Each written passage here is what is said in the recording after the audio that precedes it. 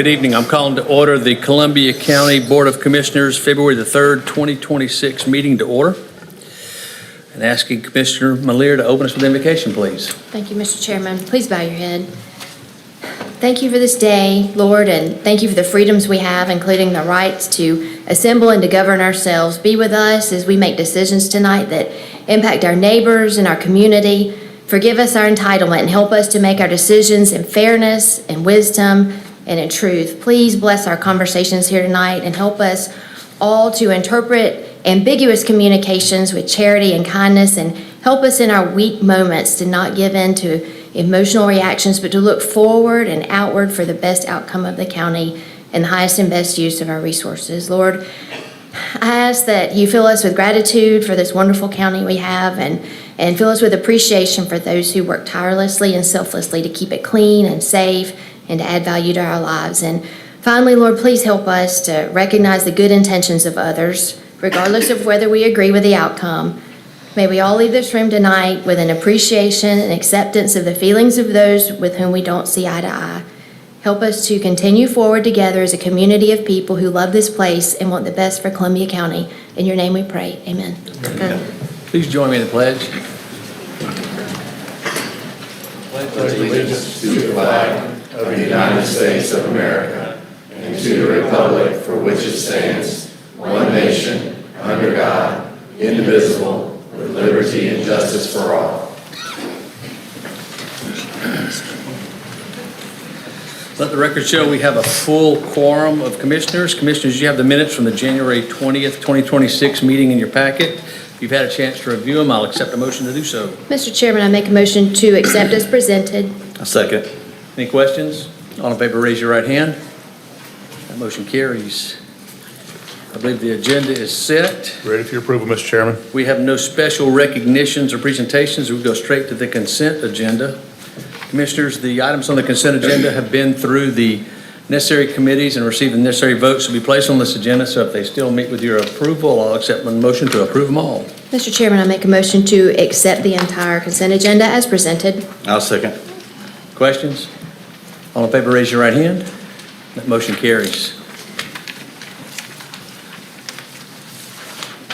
As we get to our debate agenda, there's a point I want to make before we get to the reason why probably most people are here. Under the county's code of ordinances, the public hearing required under Georgia zoning procedure laws occurs at the Planning Commission meeting.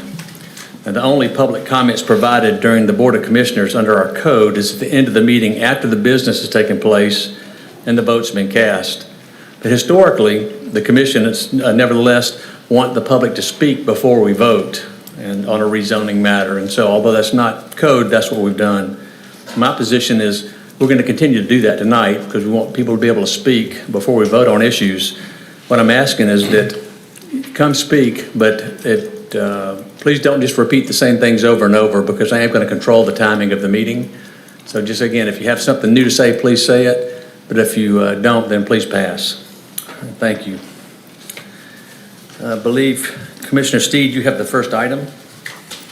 Yes, Mr. Chairman, I make a motion to approve the first reading of ordinance number 26-01. Second. Mr. Kennedy? Yes, sir. This item aligns county code with Georgia state law pertaining to dangerous dog control, and it ensures due process in appeals of dangerous dogs or vicious dog classifications. It accomplishes this by transferring the authority for those appeal hearings to the probate court, as opposed to the Animal Services Advisory Board where it currently resides. Aside from removing that appeal authority from the Animal Advisory Board, no other changes are made to the duties and responsibilities of the advisory board. And lastly, the changes also include adding the title of dog control officer to the definition of animal control officer to bring it in compliance with the states. Are there any questions? You've had a chance to read it. There's a motion and a second on the floor. All in favor, raise your right hand. That's the first reading, so this will come back before this board at the next meeting. Commissioner Malier. Yes, sir. I make a motion to approve the request for a variance to section 90-53 for property located at tax map 060, parcel 087A, to reduce the rear setback to 10 feet for a proposed storage structure. Second. This item is a variance to reduce the rear setback 10 feet. Patrice, if you go back one slide. As you see, the lot in red is the lot in question. It is a flagpole lot. Because it's a flagpole lot, the property lines are all considered rear property lines. In that case, it's a 25-foot setback. They're asking to put a RV storage shed in about this area. They're asking for a 10-foot setback. So because it's typically a front setback or a side setback, but because of the flagpole lot, it does make it a rear setback. So this variance is to reduce that down to 10 feet.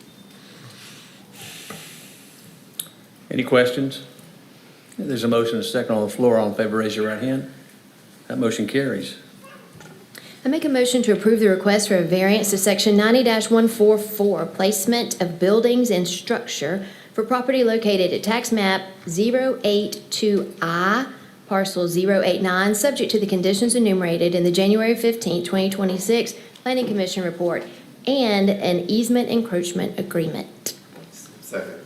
So this variance request is to allow a wall, which you have shown on this plan in this location, and a shed in this location to remain in place. These are existing structures.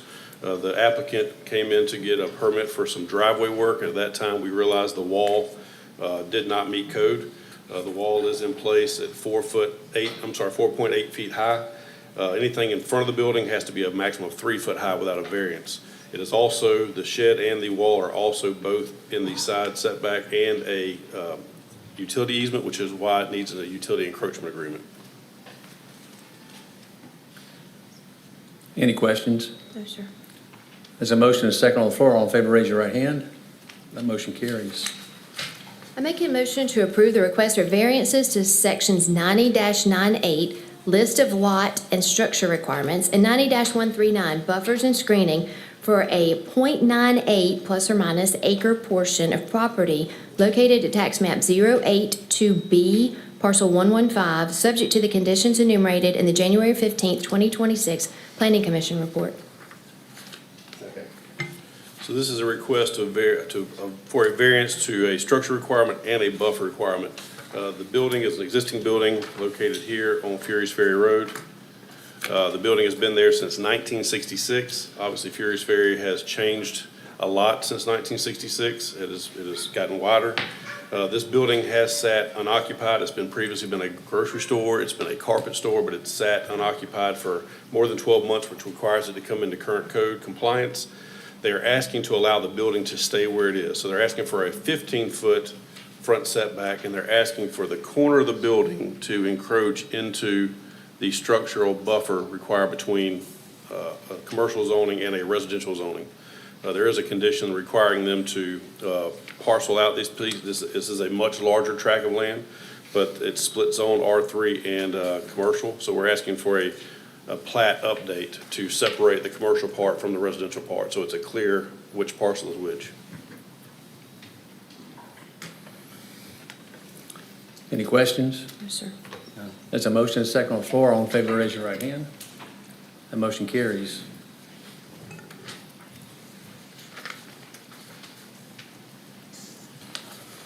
I believe you're still up.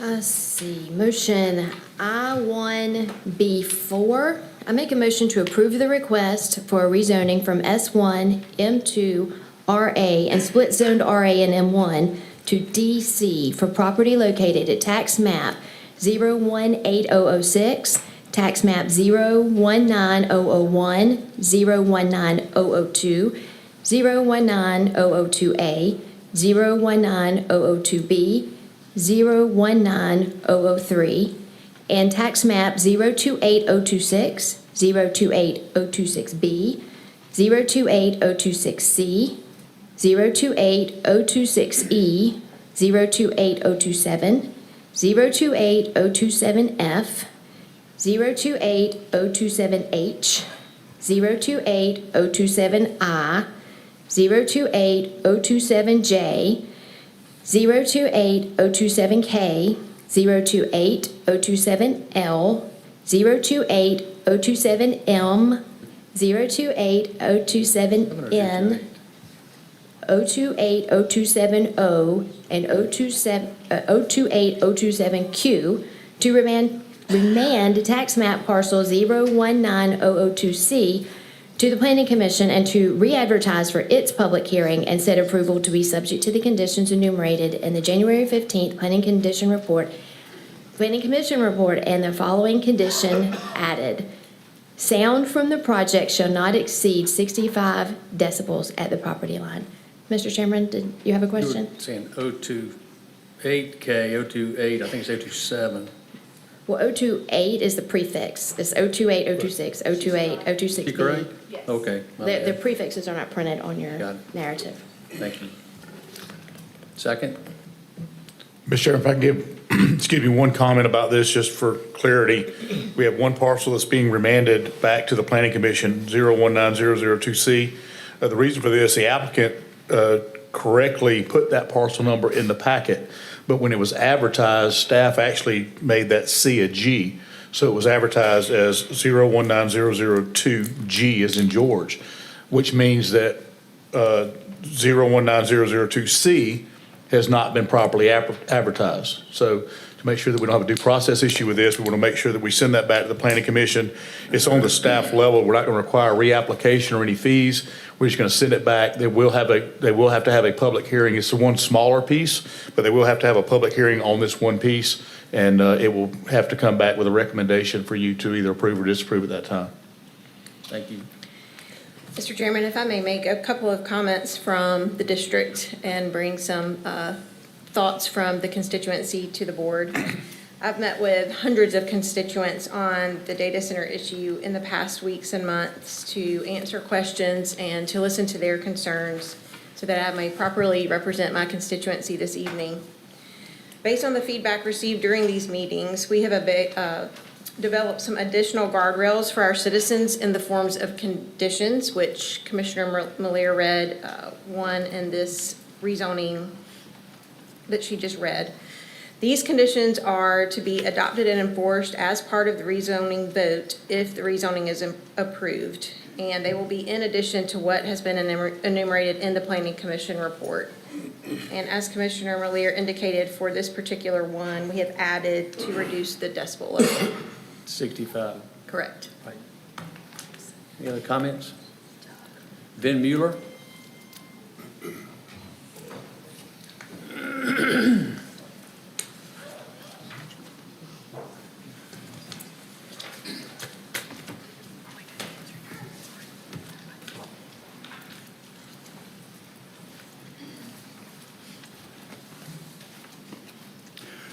Good evening, Commissioners. Vin Mueller. Since I moved to the south, everybody wants to say Mueller. Apologies. Not a problem.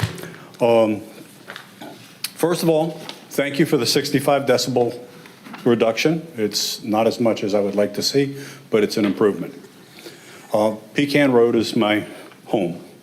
Over the last several months, hundreds of residents from the Appling, Harlem, and Grovetown areas, along with Evans and Martinez supporters, have come before you and presented sound arguments, hard facts, and heartfelt requests for you, our elected representatives, to actually represent us, not rule over us. From the very beginning, you hid behind NDAs, and it wasn't until May of last year that the citizens of the county found out about what you were doing behind closed doors. You've made it 100% clear that you have a plan, and nothing will deter you from reaching your goal.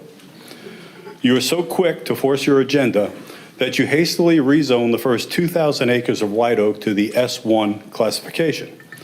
This board, along with Planning and Zoning and the Development Authority, failed to perform your due diligence to protect the citizens and the environment. After much uproar, you realized the new ordinance needed to be written specifically for data centers. You went through the motions and even had videos asking for citizens' input to the new ordinance. That process was just another attempt to placate us. You asked for our input, but within 2 minutes of the last comments being received, Planning and Zoning voted to pass the DC ordinance. This county never even considered the reasonable inputs from its citizens and the standards established and recommended by the World Health Organization. You did the same thing with updating Vision 2035. You held open house meetings. Citizen input was documented on the easels and then tossed Vision 2035 in the trash, replacing it with Foundations for the Future in order to push your agenda. Which is clear from the vision statement. Columbia County will evolve from being one of Georgia's most desirable bedroom communities into a strong and self-sustaining economic hub. You stripped away the community and confused self-sustaining for isolationist as seen by your library policies. Throughout the last year, there has been one fiasco after another. You are now in such a hurry to get these properties rezoned and sold that you are not following your own procedures. Shortcuts are being made. I do appreciate the check on that one property that it was labeled incorrectly. And when they're brought to your attention, you just wave them off moving forward with the standard. Do I have a motion? Is there a second? Raise your right hand. Motion carries. At this point, not one of the zoning requests details water and power consumption. What is the plan for water consumption? One of the most fundamental critical issues isn't even identified. It's just another one of, we'll figure it out as we go. Your actions are clear. You will pass these rezoning requests. The sales will be completed, and you'll be one step closer to your ultimate goal. Your actions speak louder than your words, and as a matter of fact, your words mean nothing.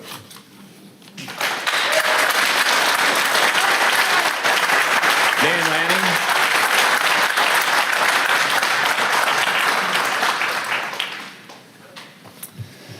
Good evening. My name is Dan Lanning, 825 Rolling Brook Lane. First off, I want to say thank you for the opportunity to speak, especially before the votes, Mr. Duncan. It's very much appreciated. The decision you all will make tonight, as you know, is going to affect every resident of Columbia County, either indirectly or directly. For my family, it's more of a direct impact for the bird tract, what happens there. But I wanted to speak before we got to the bird tract tonight just about our general growth and expansion of where we're headed. So it focuses on all 3 data centers, but know that I'm specifically coming from the heart of the bird tract. Also, Allison, I do want to say thank you for what you shared there and what you shared with so many of us in District 4. It doesn't go unnoticed, and it's very much appreciated. And so many of you others have reached out in different ways. Mr. Caraway, I appreciate what you all are doing, and I know this is a very difficult decision, and you're going to have people that like you and hate you after this, no matter what you choose. So we appreciate what you do. You've been prayed for many times and multiple times to make the best decision for our county. So I just want to say that. I would like to just, I always like to bring something with me. So I'd like to pass something out real quick. Thank you, Dan. You've all seen this. I sent it a couple days ago. There was no context, so you probably didn't know what it really meant. I apologize to all of you back here. We're not allowed to put things on the screen, so I didn't have the means to make it for everyone. This is a map I put together of all the 24-hour services in Columbia County in our area, in this area. As you can see, there are things that are different colors on there. Sorry, I'm grabbing mine. The only things to scale are things in purple and yellow, okay? So when you see the red dots, those are all 24-hour gas stations. If you see the blue dots, those are 24-hour services like the police station, fire stations, things like that. And then you see the yellow dots over off Lewiston Road, bottom right-hand corner. Those are hotels and a Waffle House. And then you see the 2 Amazon facilities off of Appling Harlem Highway. You see a Reeves wrecking service. And then in purple are all the proposed data centers. Now, if you find where Pumpkin Center Circle is, it's the bottom red circle, the 2 ones that are right next to each other. You're gonna see a little black dot inside of the upper red one. That's the actual, it's really tiny, but that's the actual size of the gas station. So I blew all the blues and reds up so you could actually see them, because otherwise they'd be tiny little dots. But the data centers are the actual size of what they would be. And what I want you to see is that we in Columbia County are not really a 24-hour property location, county. Most things are not running all the time. These data centers are run 24 hours a day, 7 days a week, 365 days a year. They're gonna have shift changes every 8 hours. There will literally be machines running, people running 24 hours a day, 7 days a week, 365 days a year, every day. in our area, in this region, you can see the only things that do that are gas stations and fire, pretty much, with Amazon and a couple industrial things. This changes our whole rural landscape if these are happening or are moved forward. I would just, again, like you to consider that as you make your decision tonight, that these things don't stop. They never stop.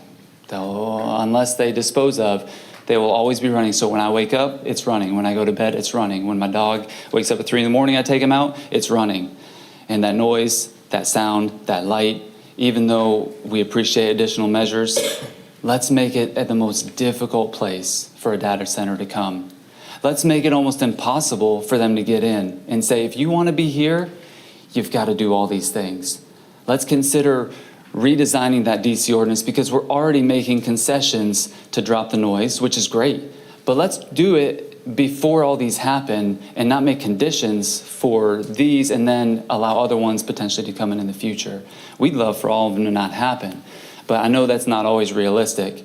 The main other thing that I'd like to communicate to you tonight is that there are a number of House bills and Senate bills in our legislature right now that are talking about moratoriums. I'm sure y'all are well versed in it. House Bill 1012, 1059, things like that. It says if those went through as of July 1st, there could be a moratorium if things aren't zoned or passed before that time. So I would encourage you, you could just say no tonight, have a 6-month waiting period, then we hit July 1st. If that passes through in legislation, we might have 1.5 years, 2 years to be prepared for these things. I think one of the biggest things is that it caught all of us off guard. None of us were there ready. We had 200 acres at the beginning saying, hey, what's a data center look like? They're clean energy, no smokestacks, all those kinds of things. This could be a good thing, but 200 acres turned into maybe upwards of 6,000 to 7,000 acres. And so our scale of growth is just like shot off the charts. And so if we have the opportunity to slow that down tonight by saying no, by saying we can revisit these in 6 months, a year, 2 years, 5 years, we don't have to say no to data centers completely. We just say not yet because we're not ready as a county. Let's get our infrastructure right. Let's get other things right. Let's maybe keep Bird Farm off because it's a residential area. But thank you. Thank you for your time. Thank you for being here. I'll continue to pray for y'all to make the best decision you can. Thank you. Mr. Lanning.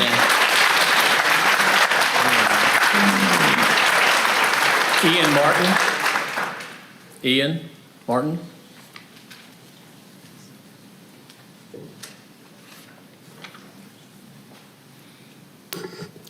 Good evening. Hi, Commissioners. My name's Ian Martin. I'm a little late to the party, just actually discovering that the data center thing is a thing, mostly today. My family and I moved into a house off of White Oak Road on January 17th. We closed on the 16th, and we're so excited to come and start our home, and a multi-generational home. My father also lives with us, and we're expecting our first granddaughter. So we're very excited about that, but come to find out that there is the data center in discussions. And I do have a list of rezoning considerations. They're not mine, they're from Mr. Gregory Paul, so I'm going to take some of his steam because I'm using those as well. I think they're good, and then I'll have a little something to say after that.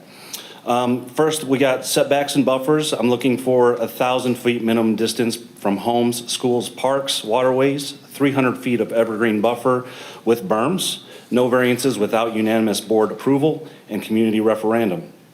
Noise and vibration and generator limits, 50 decibel daytime, 40 decibel nighttime. Sounds like that's already kind of on the docket, and we're moving some of those there. And I apologize if this is repeating anything. Please stop me if it is. I did provide this list with my request to speak to. Water and groundwater protection, zero net increase to water demand, hydrological study proving no impact to private wells within 2 miles, no county water with use without voter approval. Energy and grid safeguards, independent grid impact study, no rate increase or service degradation, 100% renewable energy for operations, 72-hour battery backup, no fossil fuel generators. Developers must find all grid updates, fund all grid updates. Thank you. Environmental protection, full NEPA level environmental impact studies. Impact statement, no development unless impacts are fully mitigated Annual third-party environmental audits required. Community benefits and public approval. Special use permit required, public hearings mandatory. Community benefits agreement approved by 70% of residents within 1 mile. Unanimous planning commission's approval required. Only a few more, I promise. Height and scale design, maximum height 25 feet, maximum lot coverage 10% earth toned, non-reflective material. Full evergreen screening and expansive requires a new zoning. Traffic and infrastructure must prove no congestion or road damage. All improvements completed before permits. Truck access restricted to non-peak hours. Electric fleet required. Enforcement and penalties, minimum of $10,000 a day fine. Permit suspension and revocation after 3 violations. Mandatory $50 million performance bond. Decommissions, moratorium, and ethics, full decommissioning bond, 5-year moratorium on new data center rezonings, ban on county officials or family profiting for 20 years, violation result in permit revocation, $50,000 plus fines and ethic investigations. And as I mentioned, we're new to the community, and I'm very honored to have already spoken with some of these other individuals. And I'd just like to say I vehemently oppose data center that would desecrate God's country with exorbitant depletion of natural resources, untold impacts on wildlife, and rob the community of sharing this wonderful countryside with their future generations. While I understand the importance of technology and the growth therein, I believe we've lost the plot when it's acceptable to pimp out our town and community in the name of progress. In a time where courageous individual thought is also a resource that is quickly dwindling, I implore the leaders of this community to stand firm with their neighbors, friends, and fellow Georgians and say no to big tech in our small town. Our town isn't a sacrificial goat to be slain in honor of tech gods. It is wonderful Americana that we all should defend, nurture, and allow to grow naturally and full of red-blooded Americans. We embody the American dream, and you can too by standing with us. Thank you. Thanks, Ian. Thank you. Gregory Guido. Gregory Guido.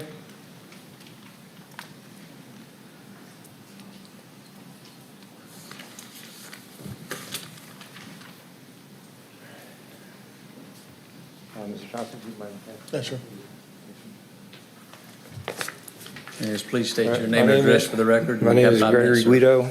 I live in Greenpoint subdivision. Ian had just basically read everything that you all will be receiving right now. And essentially what that is just a amendment that I would like to have all y'all look at. And I kind of feel like right now, this is just like a formality process. We all know by now that everything was already done ahead of time. I don't know, are you able to skip to page 134 of this rezoning application by chance? Which page? Sorry, I don't have it in front of me. Page 134? Where's Patrice? Do we have the ability to skip to that? I don't. Oh, Yeah, she doesn't have the No, whole sir, we don't. zoning application. Okay, so 134 is just one of the rezoning applications of many of the rezoning applications that we're going to be discussing tonight. And I just want to make a note that the ordinance district approved, I think it was 2507, which was signed in on December 2nd for the DC zoning ordinance. Is that correct? December 2nd? December 2nd? Yes. I don't have the date. I don't- I don't doubt you, but. I'm not to the page. Yeah, it was Right, sometime December in 2nd. So December, that was yes. I just wanted to be on record, that was the date that Chairman Duncan was the one that had signed in the 25-07 ordinance for DC. But I also just want to make a note that on page 134 of the rezoning application for this specific parcel that we're talking about here, for all the parcels, is a lot of the paperwork was signed before December 2nd. So that kind of makes me feel that when you look at the facts of actually what had happened, is a lot of the landowners had signed NDAs prior to that date. So I don't feel that they were given full disclosure of what actually was going to happen when this rezoning application was actually going to get pushed forward. So like the gentleman that has spoke earlier tonight, he was talking about maybe push this forward a little bit more for the 6 months and make the land developers come back and resubmit a rezoning. I just feel like the landowners maybe didn't even get a fair shake at this, right? Because if they're going to sell their property, maybe get $200,000 an acre, maybe bringing it back to the table in their best interest and maybe look at maybe getting $500,000 or $600,000 an acre if that's what they really should deserve for their property, just to give everybody a fair shake. Or it kind of pushes everybody to extend to December of next year, or this year actually, so that maybe the homeowners that are out there right now maybe think twice about wanting to rezone or actually sell their property when they see exactly what's actually happening in front of them right now. So by that time, it pulls them out of their contract. They're not bound by law or, NDAs to feel like they're going to be sued for millions of dollars when, they're just trying to do the right thing for their family, but not realizing the major impacts that's actually going to happen. One more thing I'd like to address with all of the rezonings for all of these data center properties is there was work that was done to go ahead and find out what the actual decibel reading was. I think there's like a 24 to 48 hour test that probably has been done. But one thing that I did not see in all of the paperwork that I had read was what is the baseline decibel level? Nobody came up with that. I went on Amazon and I bought a level meter, which I brought to me today if you would like to take a look at it to see how that actually works. But a baseline decibel level in your house is usually going to be somewhere around 35 decibel level is the volume that's going to be like. So if you're going to have a 75 decibel level at the property line or 65 decibel level at the property line, I don't think that that's going to be low enough. I think that the property line decibel reading needs to be at a baseline. So whatever noise that they're going to make on the data center properties, it should not go past the property line. If you continue to do that, I'm going to have you removed, ma'am. So that's why the If you paper. continue to do that, I'm going to rule you out of order and ask you to be removed.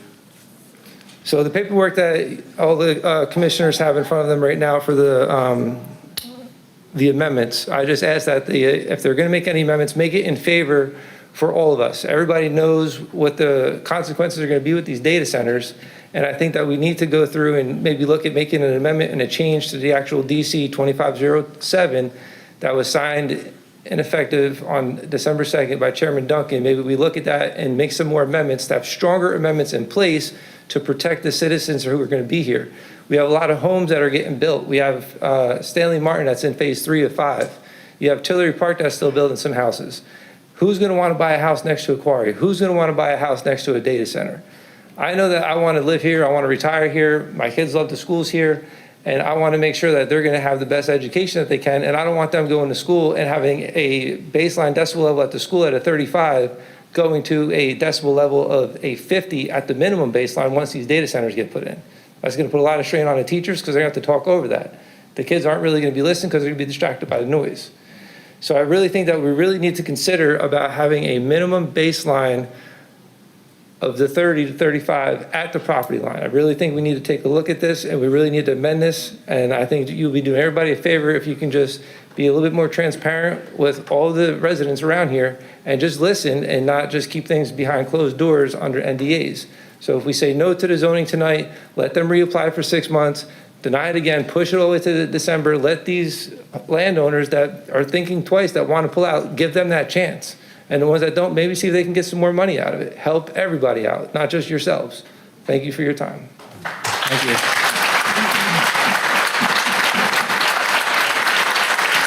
Patient Skelly.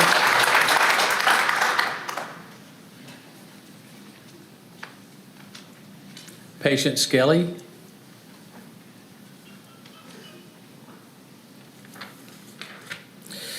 Rachel Dixon.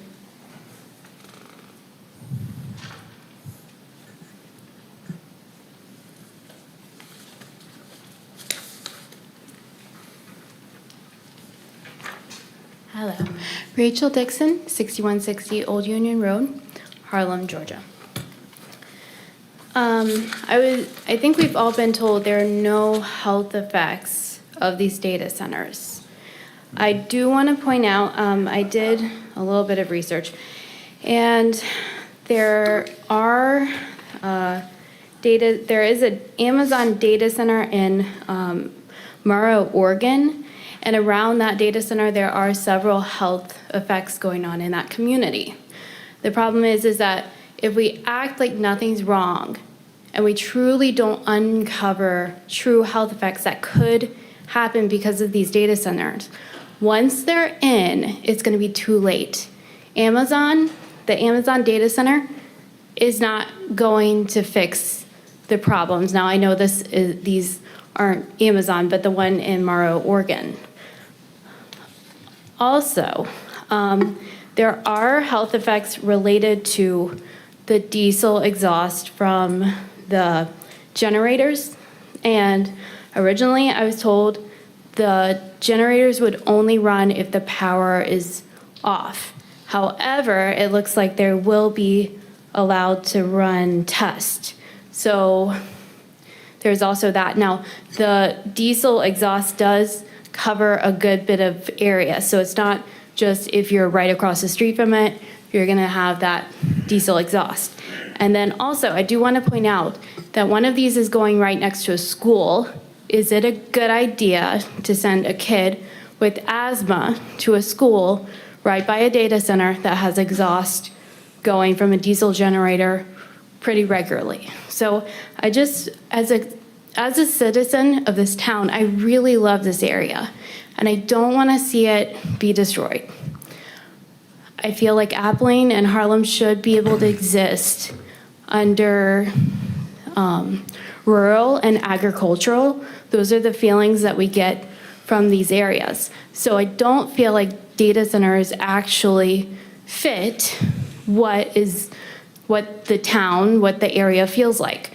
I spoke to Connie, and I did point out, as a citizen in my yard, I can't do whatever I want. I can't put a Chick-fil-A in my yard.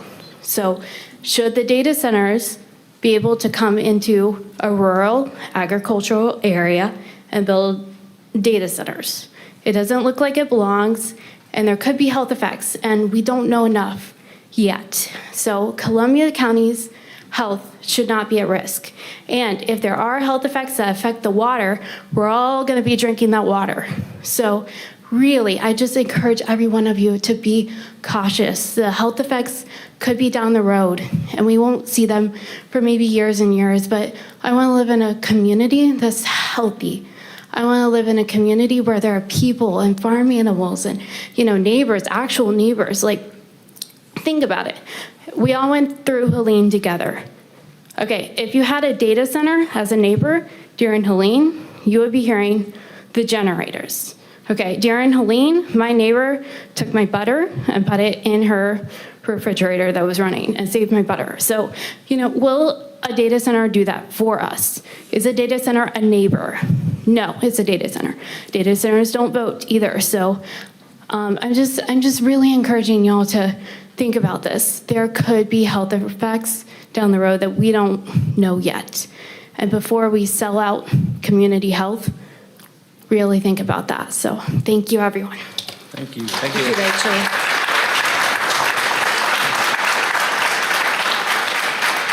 Susan Warren.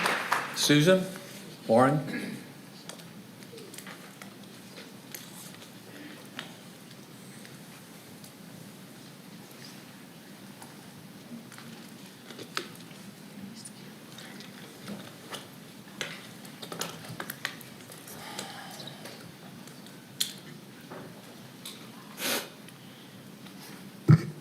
Susan Warren, 5129 North Tubman, Appling, and thank you for this opportunity. During 2025, I found that the residents of Columbia County have been given very sanitized pictures of what data centers are and how they will affect our county, both publicly and at these meetings, while the county hid behind NDAs. I've since found that NDAs, which are perfectly legal when used to protect proprietary information, but that's not what was happening here. There was not much proprietary information that you were keeping from us. They were used to keep the residents in the dark, like the mushrooms they believe we are. When pushing through the original rezoning of the White Oak property, the county advertised at the Board of Commission meetings that this was an $11 billion project that would provide $118 million annually in tax relief for residents, as they plan to use those proceeds to eliminate homestead taxes. But you failed to say that those proceeds would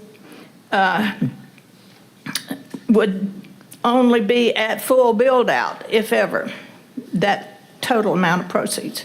Some numbers released said 5 to 10 or 10 to 20 years to take to build out, and even Director Eldridge herself gave an interview saying that the build-out could be 20 to 30 years. They also didn't point out at that time that 65% of any taxes from this project would go to the school district, not homeowners' property taxes. So many left that meeting with the mistaken opinion that they were going to get some real help soon. They also projected the following usages just for the White Oak data center: 7,000 gallons of water a day, 4,000 million gallons of sewage a day, 1,300 tons of solid waste a year. And that projection was made for a project that was shown as 1,900 plus acres that has now increased to over 3,400 acres.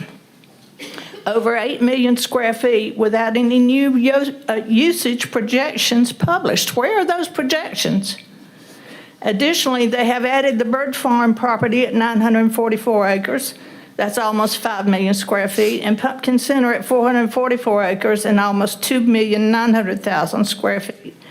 With another property coming right behind these rezonings, the Verdery property. These constitute 5,300 and something acres between 18 and 20 million square feet, and between just the White Oak and the bird farms, proposed to use 4,935 HVAC units and 1,540 generators, but no new projections for water, sewage, solid waste, or even stormwater estimates. That last one is very important, as these projects can potentially create huge stormwater runoff in the Keokee and White Oak Creek areas. And they continue to tell us there will be no downsides to this data center district plan, not even noise pollution. The last two, Pumpkin Center and Verdery, sit right within shouting distance of a school. And now that they have discarded the Vision 2035 plan in favor of foundations for the future. Hold on a second, Susan, hold on a second. She's Wait. muting herself. Oh, Your paper's muting it. Oh, it's here. I'm sorry. that's okay. Didn't realize that. And now that they have discarded the Vision 2035 plan in favor of foundations for the future, you tried to tell us in that plan how great our county is going to be. After hearing these numbers, how do you think the residents of District 4 feel about that? The rural areas of District 3 and 4 are still without county water in a lot of those areas. And most of the areas have no county sewage or stormwater, even though we pay the fee for that. On page 32 of the Foundations for the Future plan, in the section titled Water, it says, and I quote, "The existing potable water system extends further than the existing wastewater system, particularly along major corridors such as Georgia 221, Georgia 104, and Georgia 47. This coverage can support incremental development near existing mains and establish communities like Evans and Martinez. In areas without water service, particularly in central and northern parts of the county, these are given much lower priority for future development." Yeah, we know that because now there's already lower priority for furnishing those services to the residents of those areas. So give the residents priority over the data centers and quarries when it comes to water and sewer needs. And I know you won't put any data centers and quarries in Evans or Martinez. And if you have any conscience at all, you should vote no for these rezonings. Thank you. Thank you. Mr. Chairman.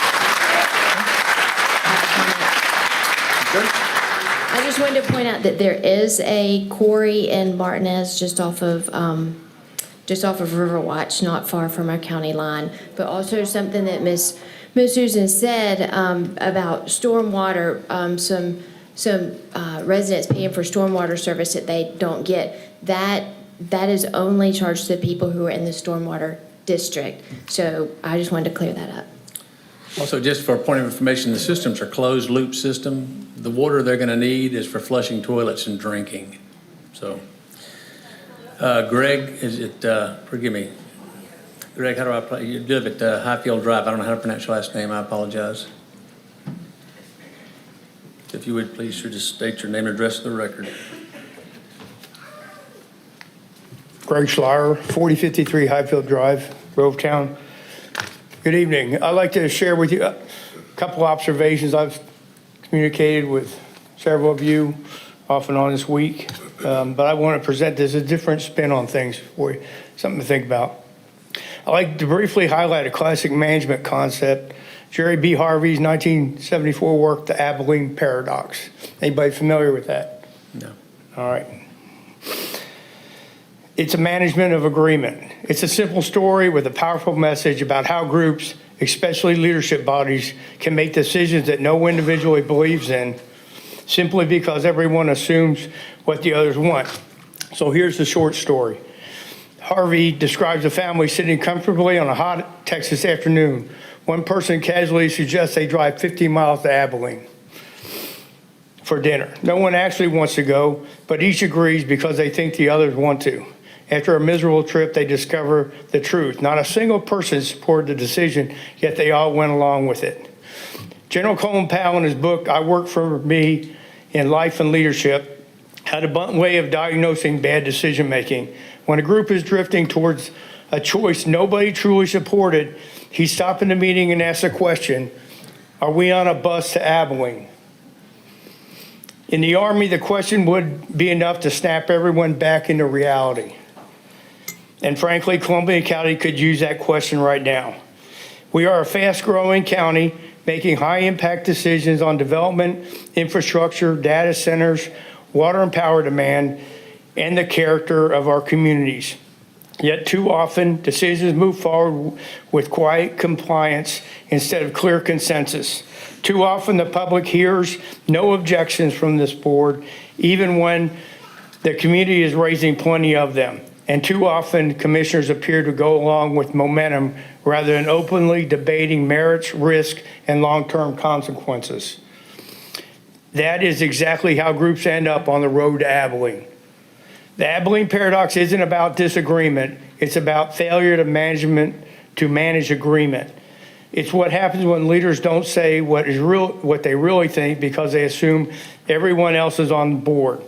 It's what happens when silence is mistaken for support, and it's what happens when no one wants to be the person who rocks the boat. But leadership isn't about avoiding discomfort. Leadership is about preventing avoidable mistakes.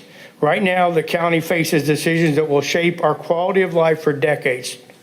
Data center expansion, infrastructure strain, water usage, noise, traffic, and the pace of development are not small matters. These are decisions that demand transparency, candor, and courage to say, hold on, are we sure this is the right direction?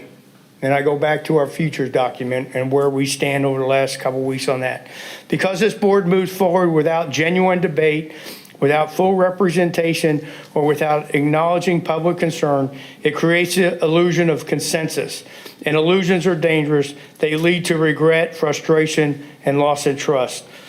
The Abilene Paradox teaches one simple lesson.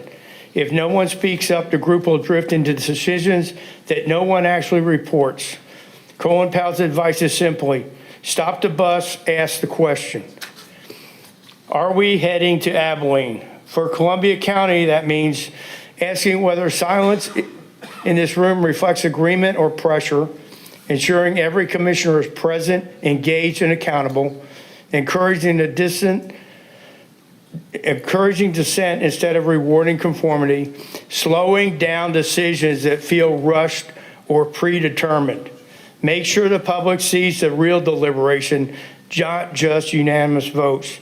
This county deserves leadership that is willing to pause, change assumptions, and prevent unforced errors. We deserve leaders who won't make us take a long, hot, expensive trip to Abilene when everybody would rather stay home and make better choices. Tell the bus driver to pump the brakes and stop the bus. Thank you.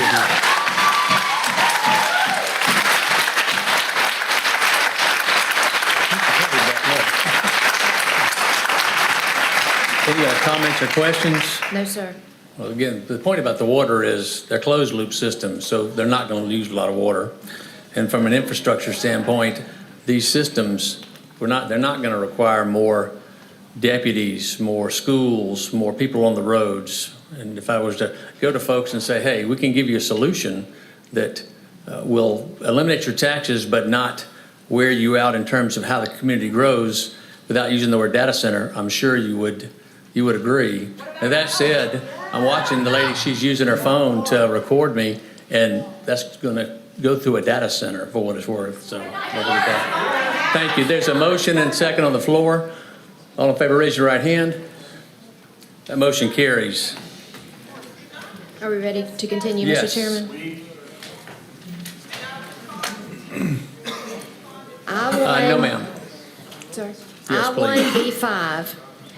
I make a motion to approve the request for a rezoning from PUD to DC for property located at tax map 029036, 029037B, 029038, and 029057, subject to the conditions enumerated in the January 15th Planning Commission report and the following additional conditions. Number one, a minimum 500-foot natural buffer along Highway 221 and Wrightsboro Road to include a minimum 12-foot tall berm inside the buffer that shall be planted with evergreen shrubs. The buffer shall be undisturbed except that the owner may install utilities and driveways within that 12-foot berm and is allowed by code. Number two, owners shall submit a PUD amendment for the east side of Highway 221 to remove all residential uses. The new uses will be commercial, parks, green space, and mixed use, not including residential. Number three, sound from the project shall not exceed 65 decibels at the property line. Second.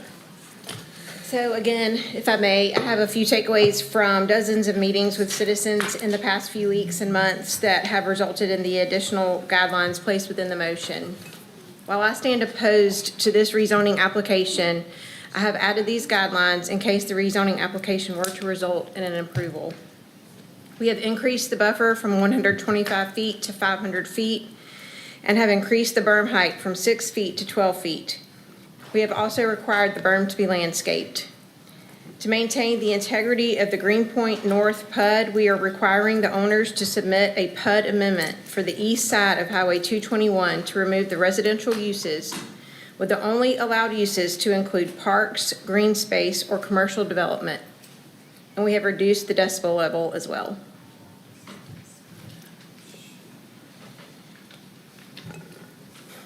Go ahead. All right. Name and address for the record, please. Tell the folks why you're here. Absolutely. My name is Aaron Bilyeu. I'm the Chief Development Officer at Cloverleaf Infrastructure, 712 Main Street, Suite 3100, Houston, Texas, 7702. As all of you are aware, we've been advocates for the zoning text amendment that was put in place to govern data centers in the county, and continue to be advocates for that. I'm here on behalf of the project. A couple comments that I would make, introductory comments, kind of from some of the things that we heard at the zoning meeting, as well as some of the comments that have come up tonight. We really appreciate the public concerns and understand that there are concerns about data centers coming into new areas. That is something that we're seeing on a national basis. A few things about this project in particular that is different. Number one, there is absolutely no NDAs with any of you or Cloverleaf Infrastructure. Everything we've done has been open and transparent, and that's something that we pride ourselves on and will continue to maintain going forward. Second is the biggest benefit to the area, I think, as has been discussed here, really is the economic benefit to the area and how the county chooses to move forward with the additional tax revenue. I think will be an important conversation, both with this body as well as the community. There is, in terms of water consumption, Chairman Duncan, you are correct. At this project, we will be asking for no more than 40,000 gallons per day for the phase one of this. We do reserve the right, if additional phases come in, to ask for more water if technology changes, but this will be a closed-loop system, and 40,000 gallons per day of potable water and 35,000 gallons a day of wastewater is what we anticipate from this project. Again, that is all domestic uses. That is kitchens, break rooms, showers, things like that for the project. We do understand the request to amend the PUD for the east side of the district. This project will have significantly less impacts on a lot of the city services, and in particular the traffic in the area, given that the current PUD allows for 2,000 residential units, and once constructed, the amount of traffic in the area will be significantly reduced. Our numbers show 73%, which my engineering friends appreciate. I'm an architect. I said, so it's 75. They said, no, 73. So we'll go with the engineers and the actual traffic studies on that one. In terms of sound, that is something I noted the reduction from 70 to 65. That is something that works. 70 decibels, just to kind of set the record straight on that, there's a lot of misconceptions about sound and a lot of commentary that comes through on that. Just for comparison's sake, 70 decibels, and I know we've gone to 65, 70 decibels is about what you experience when you're riding in a car at 60 miles an hour. So the assertions that teachers are going to have to scream over the top of those voices and to get to the children and things like that just simply aren't true, right? As someone once told me, we can have a difference of opinion, what we can't have is a difference of fact. And that is absolutely just a difference. That is just a difference of fact. One condition that I hadn't heard of that I would urge us just to have a conversation about before we implement blindly, the 12-foot berm and the additional landscaping. I would love for that to be an ongoing conversation because the property itself has several hundred feet of really solid and dense timber. I would hate to see us take out what is a really good buffer and then put in a lower quality buffer. So I would just encourage us to think about that before we implement that. But I think that's something that can be discussed later in the project because we are committed to doing what is either required or what is best, because we do want to do the right thing for the project. And so I would encourage us to look at that existing buffer and keep as much of that natural buffer rather than tearing down trees to just put in a berm and plant others, but certainly open to that conversation. And open to any questions anyone has. No. Commissioners, is there any discussion on that item number 1 condition that I added? Go ahead, 12-foot buffer? About the 500-foot natural buffer along 221 and Wrightsboro, because before that was against the 125 residential. before, now it's 500, Yeah. right? Yeah, I'd like for it to stand. Right. Motion stands, as it is. Maura Non-Weller?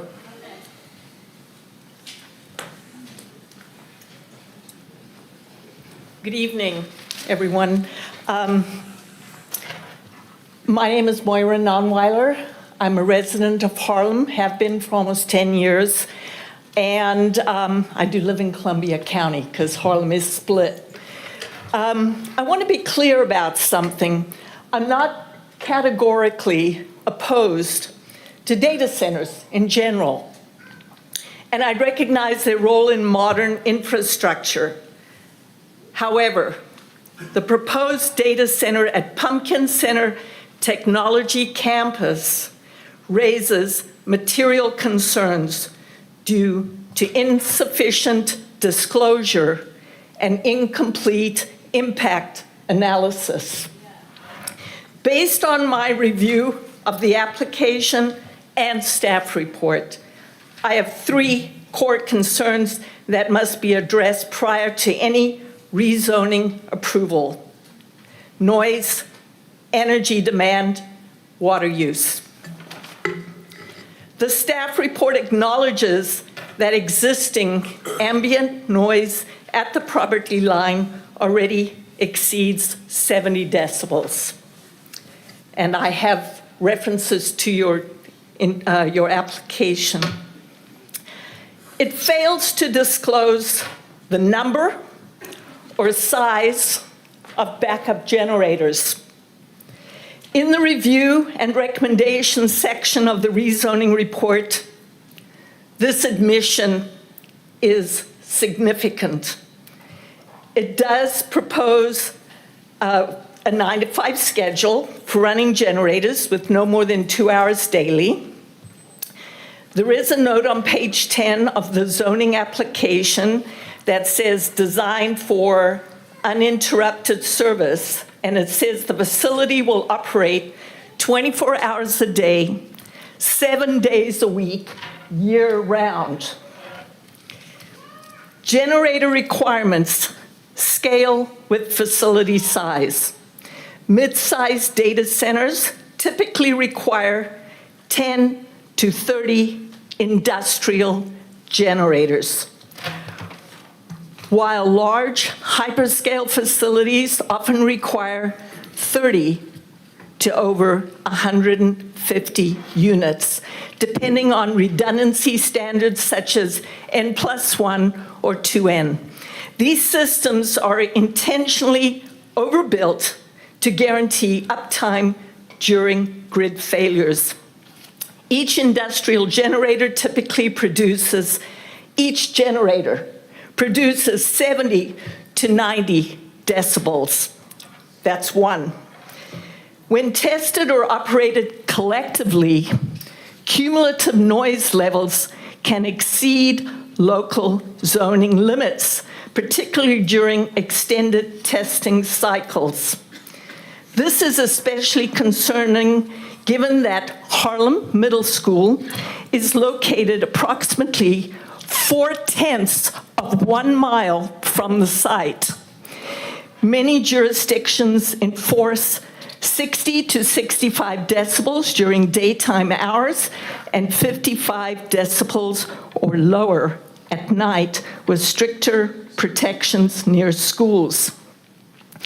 I am requesting full disclosure of generator count and capacity, enforceable noise mitigation standards, and strict limits on generator testing, confined to weekdays between 9 and 5, with generators used only for emergency backup, not routine operation.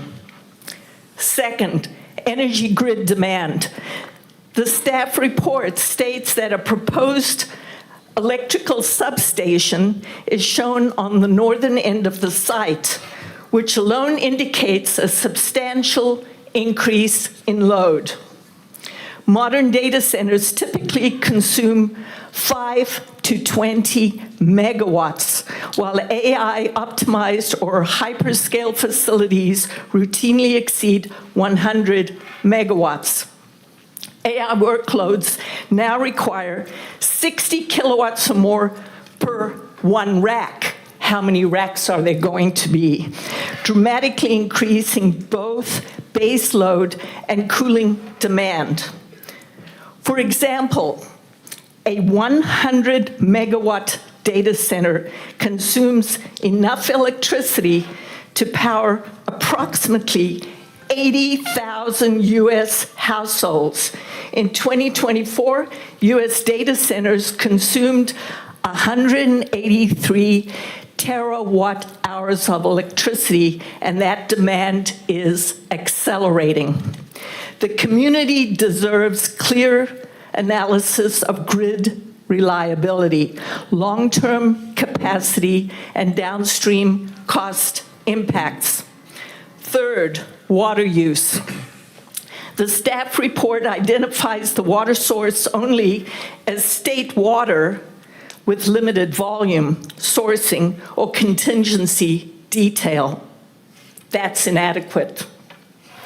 A medium-sized data center can consume 300,000 to 500,000 gallons of water per day, primarily for evaporative cooling. Now, I know the gentleman said it was a closed-loop system, so show me the data. Large facilities can exceed 200 million gallons annually, and AI density continues to push these figures higher. In some communities, data centers have consumed nearly 30% of municipal water The good news is supplies. that's not going to happen here, so that's good. Thank you. Your 5 minutes are up. Can I conclude? Can I just Yes, ma'am, conclude? please. In conclusion, I am formally requesting that noise impacts, energy demand, water usage be fully quantified, disclosed, and mitigated before rezoning approval is considered. These are not hypothetical concerns. They are predictable, documented impacts that warrant rigorous review. Thank you very much. Mrs. Nalmara.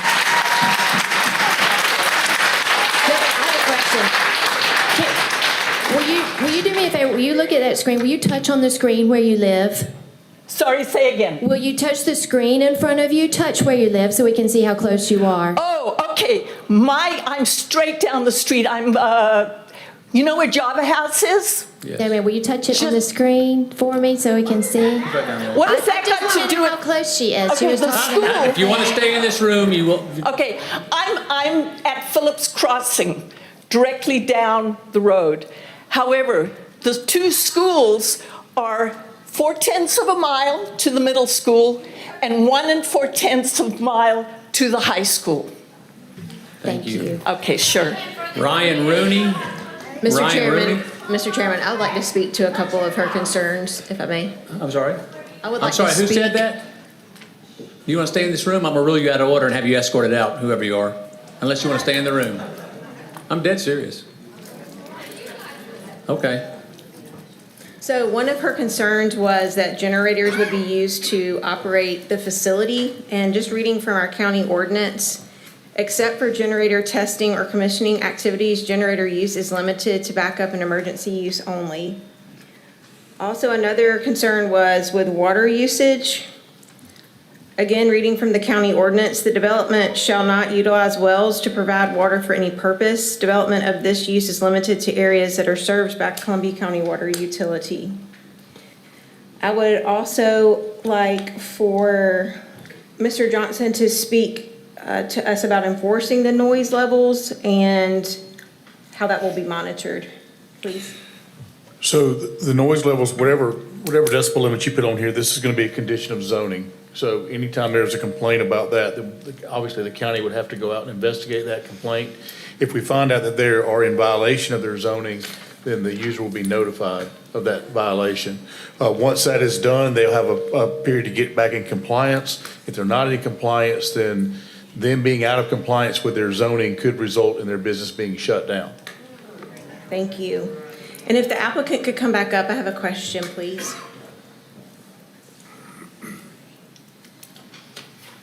Could you please address her question about generator usage? And she had some specific questions there about what types would be used and things of that nature. If you could address that, please. Yeah, so historically, data centers have had what we call full backup generation, right? So when I was with Microsoft, we were putting 21 generators on a 48 megawatt data center.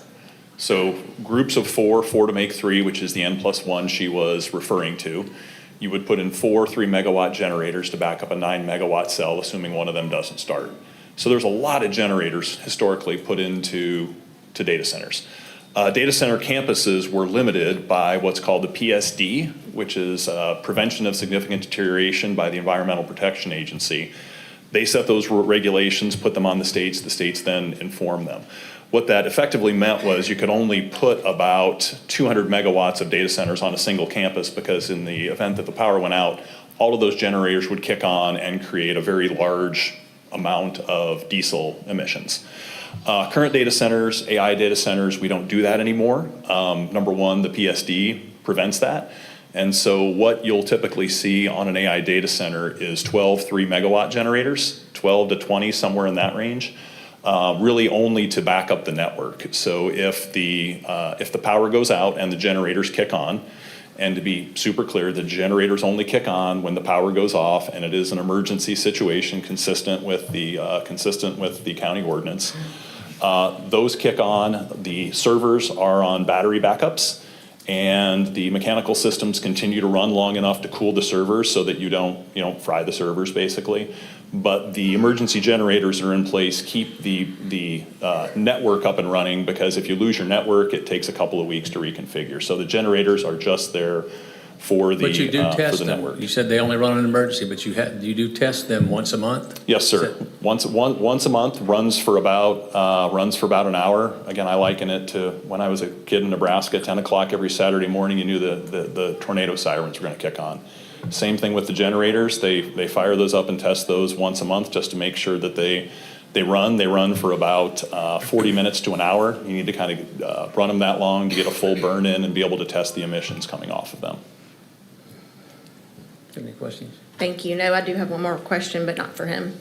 Thank you. Thank you. And I believe I saw Stephen King from Georgia Power walk in. Could you please come up and address a couple of questions I had on her behalf?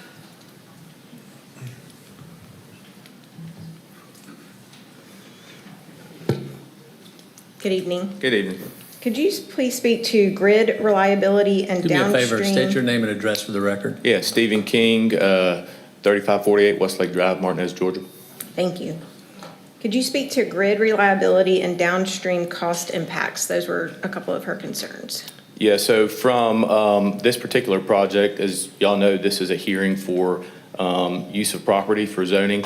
Until there is a approved zone in usage, we will not hear or we have not received a request for service to provide power to this project. That's part of our vetting system to ensure that the projects that we're studying and how they impact the grid are legitimate and reliable projects.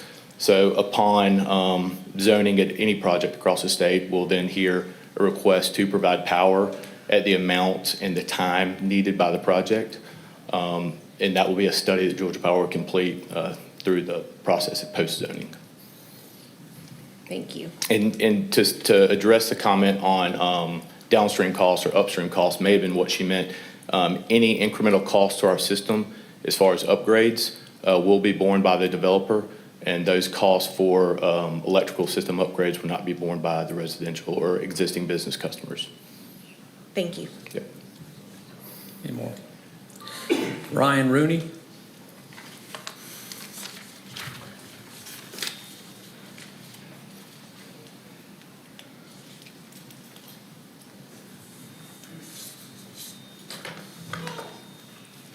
Beg pardon? Excuse me, I have a couple handouts for Sure, the. just hand them here right there. Sure. Thank you. Please state your name and address for the record, sir, and take 5 minutes. Hi, my name's Ryan Roney, like macaroni, 4217 White House Street in Greenpoint.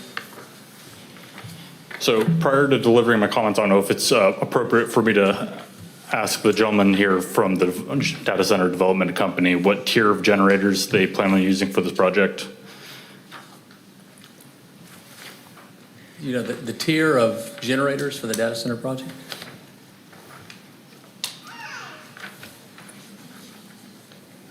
Final design not done yet. I would anticipate that these would be tier 4.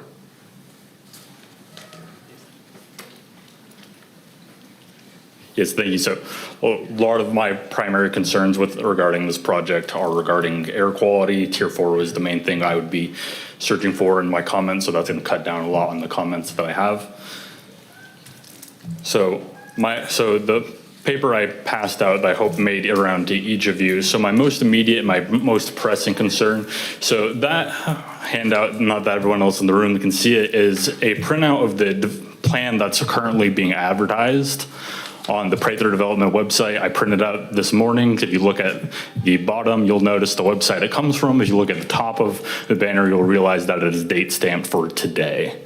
So my primary concern here is that we currently have people buying homes in Stanley Martin and the Greenpoint development that are currently being advertised as of today that they're going to be buying homes with coming up to more residential neighborhoods and other things. I went ahead and purchased my property back in June of last year. I understand that it's too late for me, but there's currently people currently under contract that are not fully aware of the circumstances of where they're choosing to live as opposed to other neighborhoods that even the same builder is offering. And my concern is that we have families entering our communities that aren't properly aware of these things that are going on. And I would ask that we go ahead and try to delay this matter so that we can have people do their proper due diligence while actually going through their closing processes to understand what exactly they're agreeing to as they make these investments.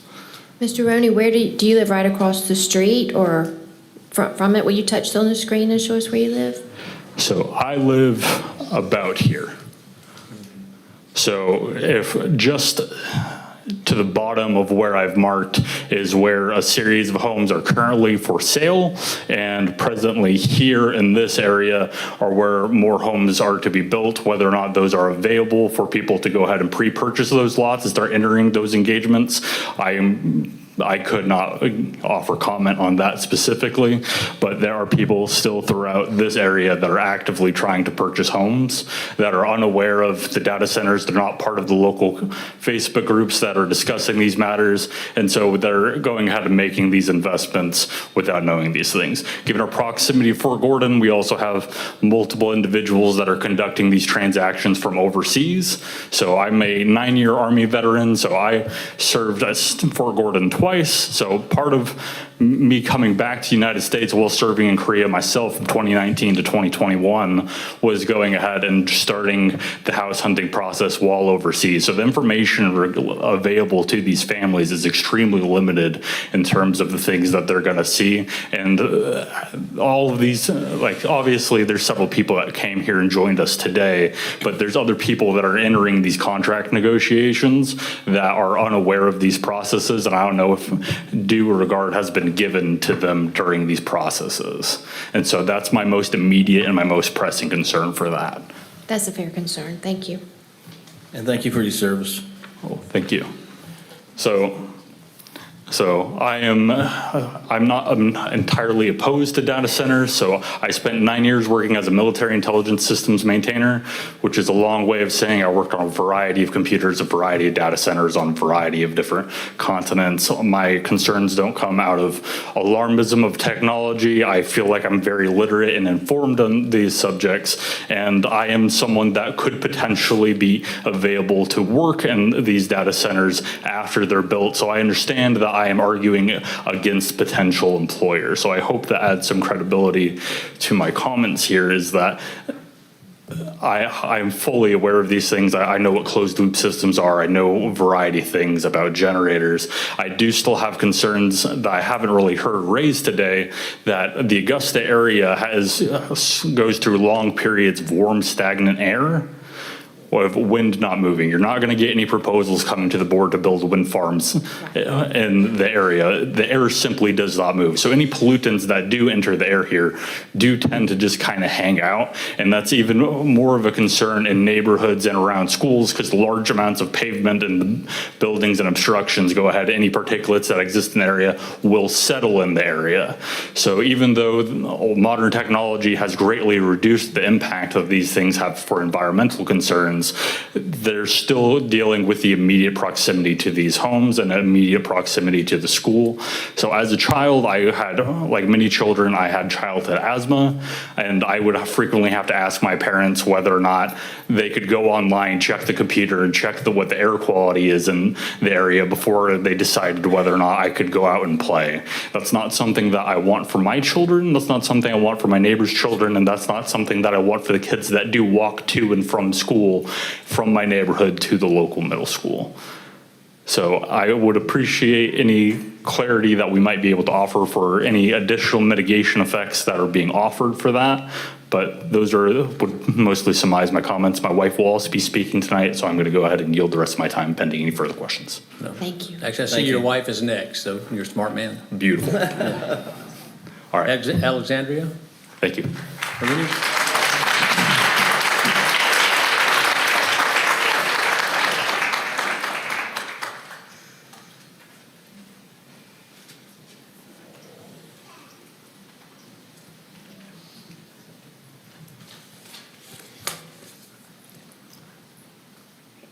Hello, my name is Alexandria Roney. I'm at 4217 White House Street. My husband just spoke, as he mentioned. He covered the majority of the things that I wish to cover, and Allison's proposal also helps to mitigate a lot of my concerns. There are two things that I want to expand upon a little bit regarding the Tier 4 generators as well as the Greenpoint Vision. I do appreciate that we are making these compromises, and I appreciate that we do seem to have leadership that is trying to balance both the needs of the county and the needs of the residents that live within it. So thank you for that.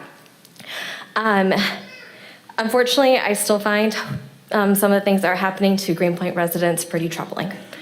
When the county was moving forward with plans to place data centers on both sides of I-20, Greenpoint families were being sold a completely different future. We were sold on the Greenpoint Vision, the website for Prather Development, where my husband got the map from. It still states that Greenpoint is a development that has residential, commercial, civic, and parks and recreational amenities designed to minimize impacts on land and maximize positive impact on surrounding community. And it includes that map from the plan development. Yet internal emails between county leadership, namely Mr. Will Butler, and Cloverleaf show that by at least July of 2025, that vision had already been abandoned in favor of these industrial data centers. Now, I'm not arguing that Mr. Prather should be advertising data centers that haven't been approved yet, but Mr. Prather knew that the plan had shifted. And for the last several months, at least 6 months, 7 months, 8 months, he has continued to basically bring in people to Greenpoint under these false pretenses. If he didn't intend to fulfill the original Greenpoint development, why is he still advertising for it? That does need to be considered when approving these data centers, because while I do appreciate the smaller residential, and if that is a compromise that we get, then I'm 70% of the way there. But we are not adhering to the original thing, and we're not adhering to what I spent almost $500,000 on when I purchased my home, and what the residents that are moving next to me that have no idea this is happening spent that same amount of money on. Now, a little bit of information for the commissioners as well as the people listening in the audience. This is actually going to be in favor of the applicant, so please don't egg me, guys. Now, he did state that Tier 4 that you guys are going to most likely be going towards Tier 4 generators. That is highly encouraging when it comes to air quality, which is one of my #1 concerns. We as commissioners and the county need to continue to put pressure on our end user to make sure that we get those Tier 4 generators. Those Tier 4 generators will end up with a 90% reduction in these air pollutants that we are concerned about. And especially in this area where we are already struggling with air quality, I can't even open my windows some days without my air purifiers going full blast and going into the red zone. So we're already struggling, but these Tier 4 generators will help to reduce the risk of these data centers, especially because they are going immediately next to homes. If there's any way that we can put the pressure on our end user, if we can write it into one of our conditions, that would significantly protect us as the residents that live nearby these data centers. That's about all I have. Everyone else has covered my other concerns. I do appreciate your time and your efforts. Thank you so much. Thank you. Thank you. Thank you. Joanne Murdoch.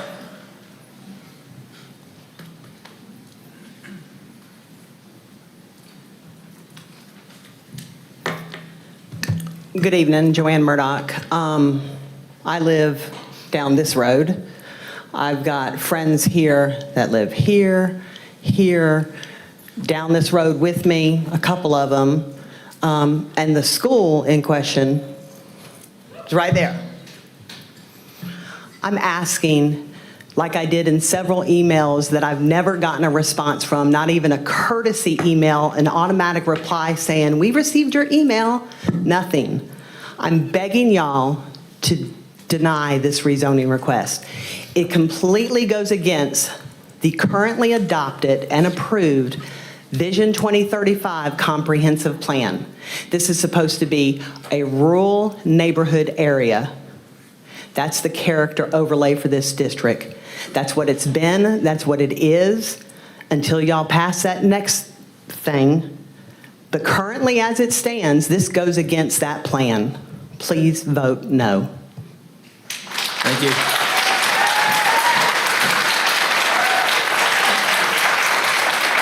Guy Figler? Guy?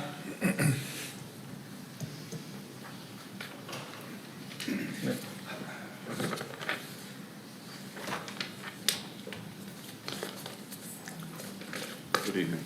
Evening. Guy Fiebiger, 5206 White Oak Road. I appreciate the opportunity to speak here tonight. As far as this map grid, I'm not here in support. I'm here against it as a neighbor. I'm miles and miles away from this. So it doesn't matter how close I am to it. I'm speaking out against this for the constituents here, the little people like me that don't really have a voice, but we're giving you a voice tonight. And I appreciate the eye contact. I appreciated the eye contact, and I thought a lot of people were making really good points at the Planning Commission. But it just steamrolled right back over us again. Appling has a little sign. We are the oldest functioning courthouse in the state of Georgia. So let's change the sign. Welcome to Columbia County, largest county for AI centers and data centers in Georgia. Wouldn't that be a wonderful thing? No, it's not. Now, I understand we said this is going to be for tax abatements. Mm-hmm. Ladies and gentlemen, if this was happening in your backyard, if you tomorrow woke up and had to look at your wife and your kids and say, this is what I voted for, you wouldn't do this. So that's what I'm asking. The invocation tonight brought Lord and God into this. The golden rule, do unto others as you would have them do unto you. You guys you can take a moment. You can take a moment and be a shining example in the state of Georgia. Make the pause like others have suggested. You can do this. Just vote no tonight. Revisit it 6 months from now. Please. Thank you. Thank you, sir. Thank you. Blaine Carter? Blaine Carter?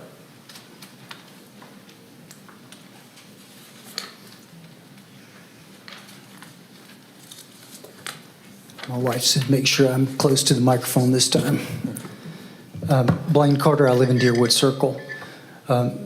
Ms. Malier, at the last meeting, I had no intentions of questioning your integrity. So I just want to say publicly that I apologize for that. Thank you, Mr. Carter. When my little boy was little, I'm sorry, Miss Couch, if you get elected as chairman, we open with a prayer and everything. I would appreciate it if you would say his name. His name is Jesus. So with that said, when my little boy was small, I appreciate somebody praying. And if they're a Christian, I appreciate them praying in the name of Jesus. That's all. Just a personal comment. When my son was little, he preferred not playing board games. He would make his own game. And then he would want us to play this game that he created. And so I would say, hey, buddy, what are the rules of your game? How do we play? So I'm not questioning your integrity, but I'm questioning the integrity of the process by which we've gotten to this point. And so I've spoken at zoning meetings about the zoning, and I've been a little vocal and probably a little offensive, saying that the zoning requirements are kind of bogus and things like that, because at the beginning of this meeting, y'all voted on variances that happen because people break the current zoning process. And after the fact, they are brought to this committee, and a vote has to be taken on whether to give them the variance for the retaining wall that is too high, or the shed that is too close to the border of the property, or is it in a public works zone and things like that. And I've never been to a meeting where one of those was denied. And so the question that I have brought up is, who's going to enforce the sound ordinance at the border of the property? And so Mr. Will, that sits in this seat during the zoning meeting, he said that the county will. And I respect that answer. I just don't believe it's true, because I haven't seen it happen yet. And so in the process of gathering information about how these things were brought to the county and the intended tax rebate for properties and things like that, I find them not genuine, not ingenuous, or if that's the right word. Because so far, Governor Kemp has vetoed everything that I've found in regards to tax abatements that the legislatures are trying to push through right now. They're trying to put a memoriam or a moratorium on that, I think somebody said already. And so it's gotten vetoed after that process. So I did a little research and I went onto the White House website trying to figure out why a property that Mr. Pollard sold for $8 or $9 million to Mr. Vic Mills for a neighborhood, and then Mr. Vic Mills sells it to the Development Authority, which some of those people right over there I think are with them, for I think $28-29 million, handing Mr. Vic Mills quite a profit. So I went onto the White House website to see what's going on with the data centers, and on July the 23rd of this year, or excuse me, last year, there was an executive order put out for data centers, and if a data center reaches the $559 million investment from the proposed project owner, then it gets covered by federal tax dollars, and they get refunded, basically. So that is why, in my opinion, the property escalated to $475 million before it's all said and done, and we haven't even broken ground yet. And so in that same executive order, there are stipulations that there will be no taxes paid by these data center individuals, or companies, I should say, that will end up coming back to us in that tax rebate. So it's a great intention, but it's not following what I'm finding coming down from the federal government. And so it concerns me in so many ways. I'm not against data centers. I don't even care what they do, quite frankly. But I care about how my tax dollars and my county peers' tax dollars, your county tax dollars, are being used to funnel money into specific entities and people's hands. It concerns me. On January the 23rd, my wife sends me this update. I work outside. I hate being inside all day. And it was the National Weather Center saying that Augusta, Georgia, was the worst air quality in the country on January the 23rd, just a couple weeks ago. My wedding anniversary. Was it I'm sure really? there's no. Well, that's true, yeah. Maybe a lot of hot air going No on over there, I correlation. guess. Others may disagree in here, I get that. But if the National Weather Center is putting out that, and it actually said, if you don't have to be outside, stay inside. We don't have data centers yet. We don't have a new rock quarry creating more particulates in the air yet either. And we already have been labeled the worst air quality. It blew me away. I could not believe that my wife sent me that and that it was true. But it's concerning. And so with the fact that our tax dollars are paying for it all in a sense, it bothers me that it seems that decisions are made before we get here for y'all to vote, whether it's a 2-3 vote or a 3-4 vote, however the numbers break down. I'm not good at math. The bottom line is, it seems that if Ms. Couch, who represents that district for Pumpkin Center, votes no, then there will be an overriding vote that doesn't matter what she thinks. But it does matter to me that only so far, in my experience with the meetings that I've attended, the only people who've spoken in favor of this are the people who are directly receiving millions of dollars from it. And it just seems quite unfair to the population who vote for every one of y'all. And as I said, I have considered running for your seat. And so, you know, if I were to do that, I wouldn't want to have to make all these decisions either, but I do believe that my integrity is high enough to say no and to convince my other chair representatives to look out for the constituents that repeatedly come up here and say, please don't, please don't, please don't, please don't, please don't.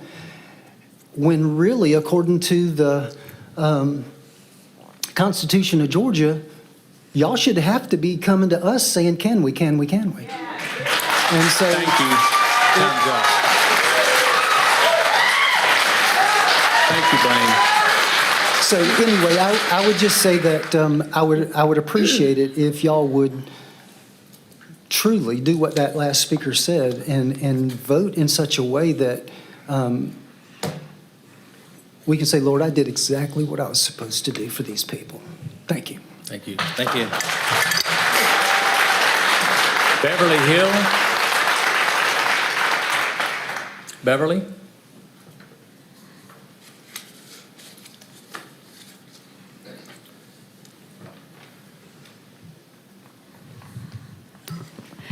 Thank you for the opportunity to address you, and special thank you to Allison for meeting and speaking with me. This isn't an argument against technology or progress. It's an argument for responsible decision-making in a small community and for protecting our residents, our resources, and especially our children. Across Georgia, counties very similar to ours have already decided to slow down or say no to data center construction. They did so not out of fear, but out of caution and common sense. We're not alone in questioning whether data centers are a good fit for small or mid-sized communities. Thomas County approved a 12-month moratorium specifically to study impacts on power, water, land use, and quality of life before allowing construction. Coweta County enacted a moratorium after residents raised concerns about grid strain, water usage, and limited local economic benefit. DeKalb County extended its moratorium to allow more time to address infrastructure stress, zoning conflicts, and public safety readiness.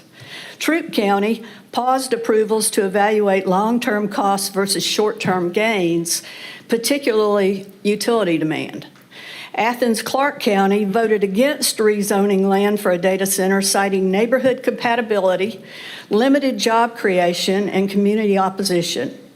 The city of Roswell enacted a moratorium to revisit development codes due to resident concerns over scale, noise, and environmental impact. These counties reached the same conclusion. Once a data center is approved, the impacts are permanent, but the benefits are uncertain. Data centers are frequently marketed as major economic drivers, but in practice, they produce very few permanent jobs, often requiring specialized skills not readily available locally. Construction jobs are temporary, while the facility remains for decades. Tax incentives and exemptions often reduce the expected revenue, limiting funds for schools, emergency services, and infrastructure. For a small county, this means we carry the burden while the profits leave the community. This growing caution isn't anti-business, it's responsible governance. These impacts don't show up on a balance sheet, but they absolutely show up in daily life. Data centers demand massive amounts of electricity, often requiring new substations or transmission lines, significant water resources for cooling, and infrastructure upgrades that local governments and utilities frequently help fund. For rural or smaller counties, this creates vulnerability, especially during extreme weather, peak demand, or emergencies. Residents living near data centers often experience continuous industrial noise from cooling systems and generators, increased truck traffic and road wear, large industrial buildings that permanently alter the character of residential or rural areas. These impacts don't disappear, and they don't show up in glossy economic forecasts. If a data center is built within 1,000 feet of a school or neighborhood, caution is absolutely warranted. This is where caution is not just reasonable, but necessary. Air quality concerns, backup generators, and increased power demand contribute to pollutants associated with asthma and respiratory illnesses. Children are more vulnerable due to developing lungs. And if I'm repeating anything that's already been said, I apologize, I'm old, okay? It's okay. Chronic noise exposure. Long-term industrial noise has been shown to interfere with learning, focus, and overall well-being in children. Emergency response risks. Lithium battery systems, fuel storage, and high-voltage equipment require specialized fire and emergency response, often beyond what small or rural departments are equipped to handle without costly upgrades. Even when impacts are debated, the question remains simple. Why would we accept avoidable environmental and health stressors near schools when the economic upside is minimal? Commissioners, the decision before you is not just about permits and zoning. It's about protecting limited local resources, avoiding long-term costs that fall on residents, and refusing to gamble with children's health for short-term promises. Other Georgia counties have chosen to pause, study, or say no, because once a data center is built, there is no undo button. If the benefits are uncertain, the jobs are few, and the risks fall on our children, then the answer should be no. If the benefits are uncertain, the jobs are few, and the risks are permanent, then the responsible answer is not approval, it's restraint. Thank you for choosing the long-term health and future of our community. Thank you. Mr. Chairman, I'd like to, can we address one of her concerns about it being there forever if it goes out of business? Can somebody on staff talk about the cessation clause in our data center ordinance? So we did include in our data center ordinance that if it stops being used as a data center, and that means that it does not have power for a limited period of time. 90 days, I believe it's 90 days, that they will then have to return the site to its pre-construction condition.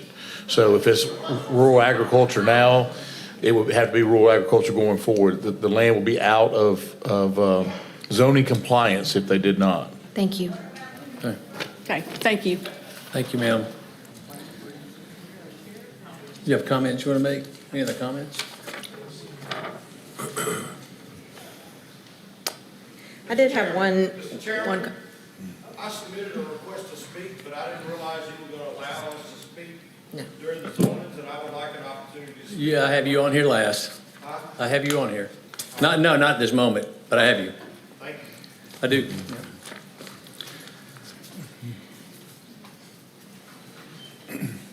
I did have one question. Could you provide us with an update on the tax legislation that you were briefed on earlier today that we're proposing? Yeah, so there's been a lot of conversation about how the county would handle the additional revenue and how we would turn that back into tax relief for our citizens. We've been very transparent in saying that that's going to require action at the state level. I'm very glad to say that when I was in Atlanta yesterday, Representative Richardson dropped House Bill 1156 and House Resolution 1178. House Bill 1156 is the Columbia County Tax Relief Bill. It would allow us to set up a homestead tax relief grant fund that we could use additional revenue to offset homestead property taxes. And House Resolution 1178 is a constitutional amendment that would allow, that would actually do away with the cap on the homestead exemption to allow us to rebate 100% of the homestead taxes. So those bills have been dropped. They are working their way through the legislature. I expected a first reading today. They did not get to it. I think the first reading will be tomorrow. We have every member of our delegation that has signed off on this, as well as the chair of Ways and Means, whose committee will hear this bill. They handle everything taxation in the House. Also worked my way over to the Senate, spoke to the minority leader in the Senate, just trying to shepherd this bill through. So we're going to do everything we can to get the bill passed to provide the tax relief that we promised our citizens. So that's House Bill 1156, House Resolution 1178. And that's not just for county taxes, that applies to the school board as well. They can opt into this. Correct. Well, our ask is for the county taxes, but that is, the intent is for school board as well. Thank you. Lee, I had you scheduled to speak on public comments. Would you rather speak now? I would if I could, Mr. Please, please. Yes, sir.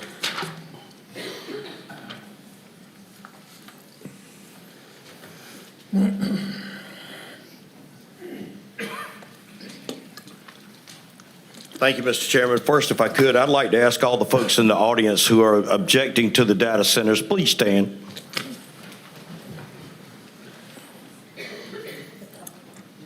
Mr. Chairman, that's your constituency. Excuse me, I don't know, I'm not sure what's happened with my voice here, but one of the things that's not being talked about, and Ms. Malier, I drive right down this road right here. I buy gas right there. Buses come to a school right here. When you approve this, there's going to be 2,000 construction workers that are going to show up there every day, 24 hours a day, 7 days a week, till that project is done. I disagree. I don't think it will be 2,000 for 24 hours a day. I disagree with you. I just visited the site over at Meta over in South Carolina. They're building 1.5 million square feet. They have right at 1,000 people that show up over there every day, 24 hours a day, 7 days a week. One thing that hasn't been talked about during all of this is the build-out schedule.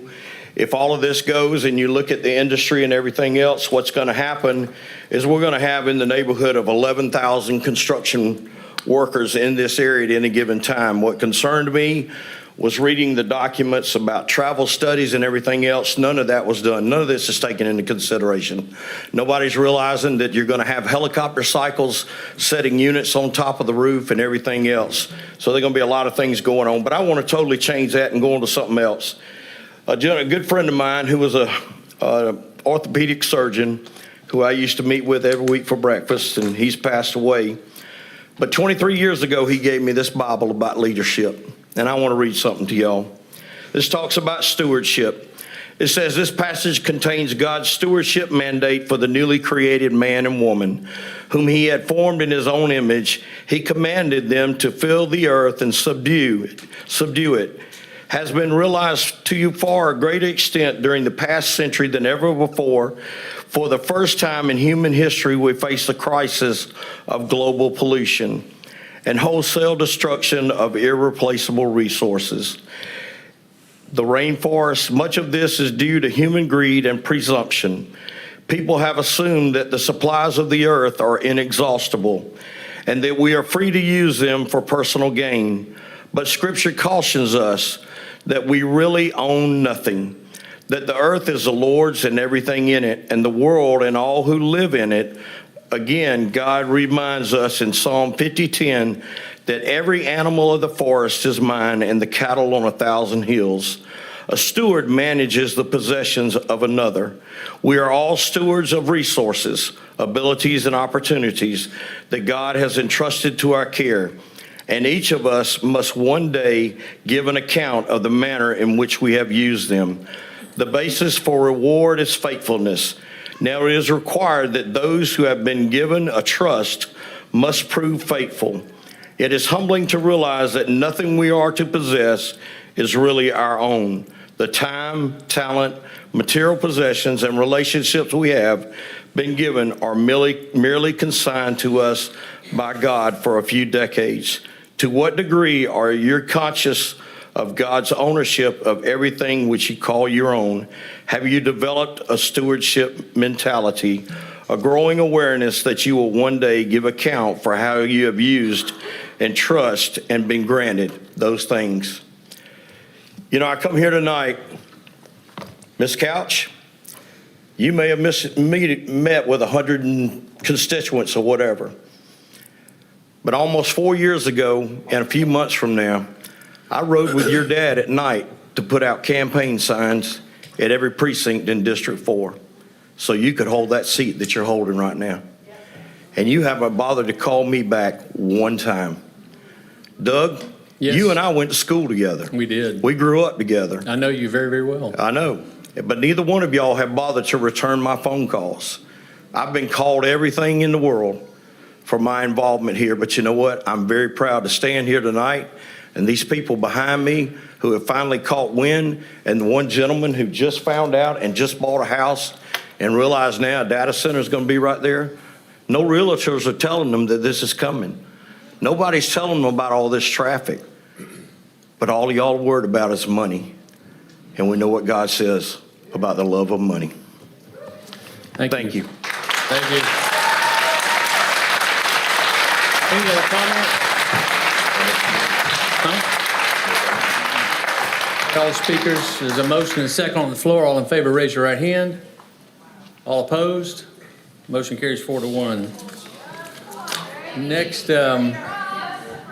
Next motion, please. Go ahead. Go ahead. Yes, please. I make a motion to approve the request for a rezoning. Mr. Chairman, shall I continue? Start over, please. I make a motion to approve the request for a rezoning from a split-zoned RA and M1 and RA to DC on property located at tax map 029011, 029011A, 029006, 029005, 029006B, 029010A, 029010B, 029009, 029008A, 029008, and tax map 040142, subject to the conditions enumerated in the January 15th Planning Commission report, and adding the following conditions. A minimum of 500-foot natural buffer along all exterior property lines to include a minimum 12-foot tall berm inside the buffer that shall be planted with evergreen shrubs. The buffer shall be undisturbed except that the owner may install utilities and driveways within the 12-foot berm as allowed by code. Number 2, the Lonergan Road name shall not be changed. Number 3, sound from the project shall not exceed 65 decibels at the property line.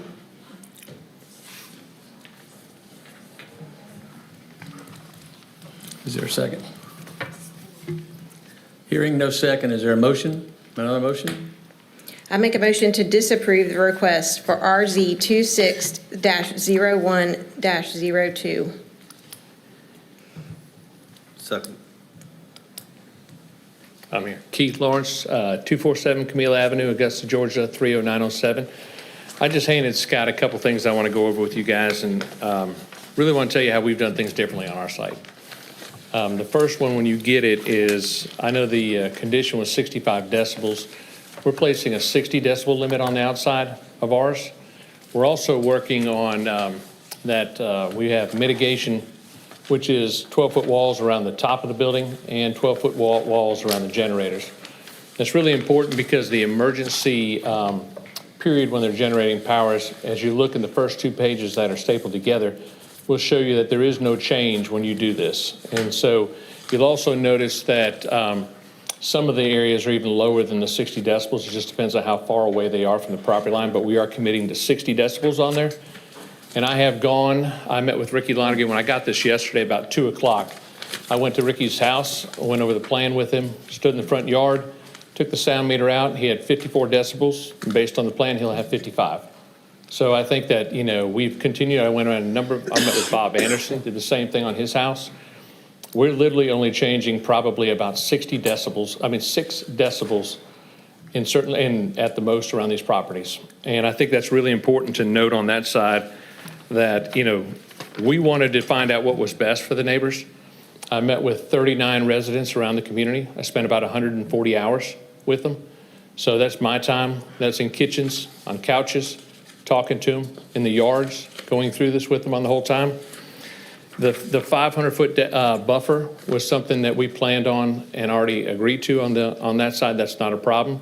You'll see that the plan that's in there also shows existing berms and vegetation in the areas that are fields, because some of those areas are wide open. I met with the neighbors over there.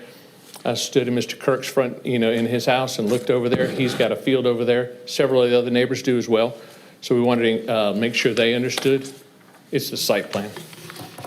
This one right here. It shows the berms and it lays that in there. I've met with the residents with this plan as well as the sound study. And I think I stood in Mr. Lonigan's front family room on Sunday, drove through the ice. We had a meeting scheduled at 3 o'clock, met with him and told him I know one of his concerns was being able to see the data centers.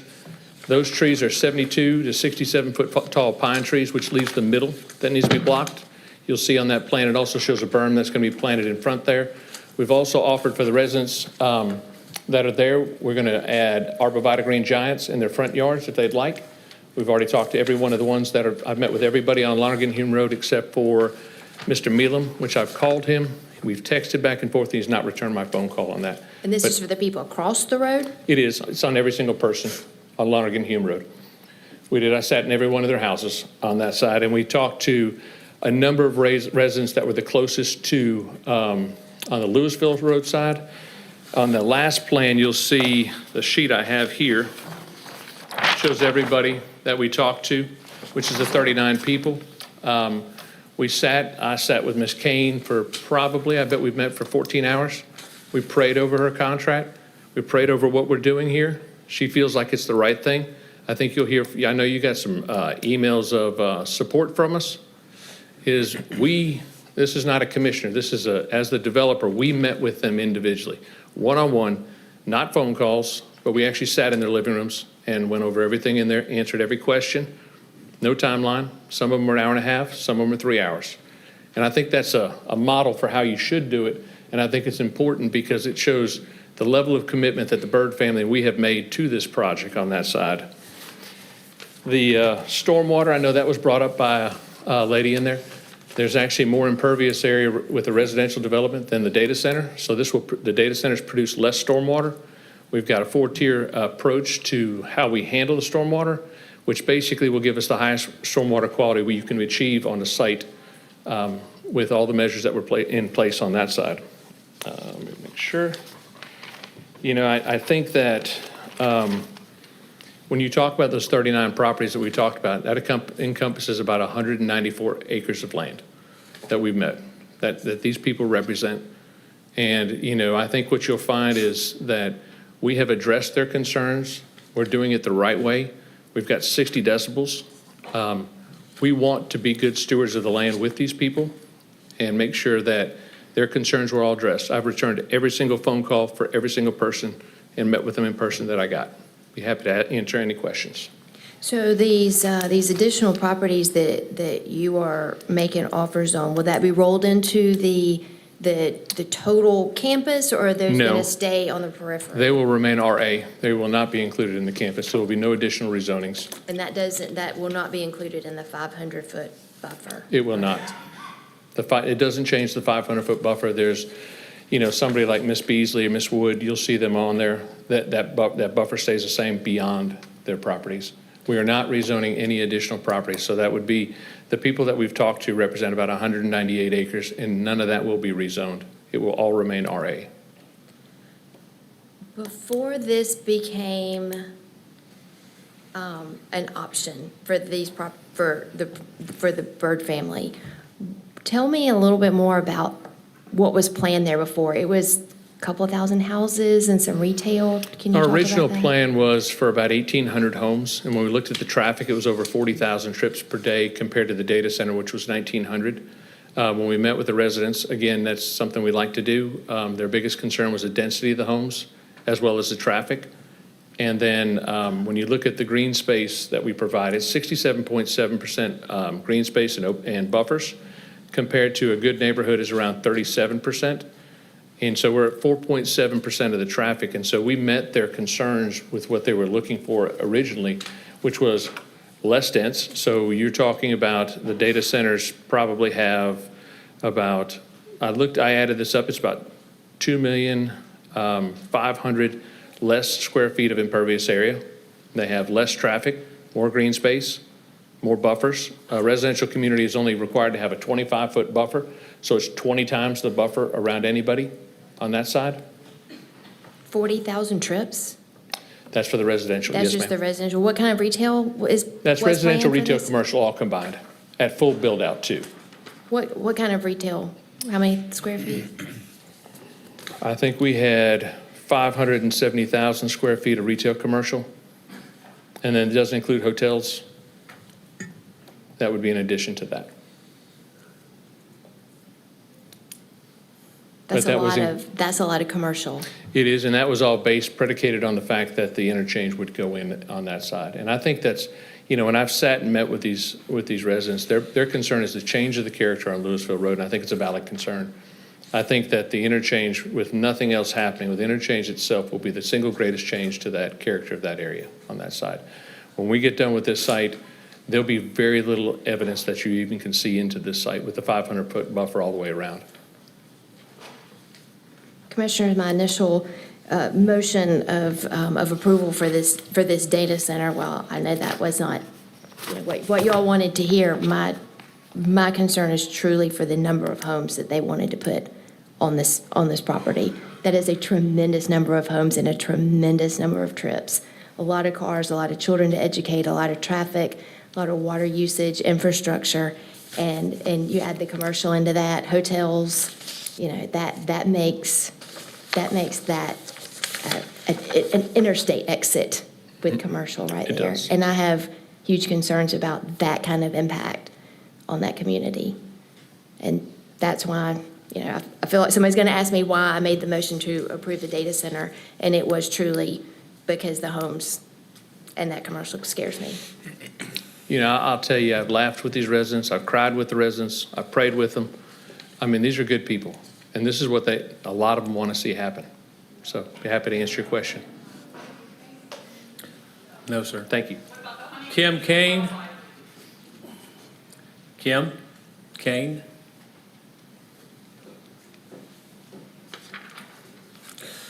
Judy Bullard? Mrs. Bullard was not able to make it tonight. She sent her regrets and said that she hopes we vote no. Jonathan Klink?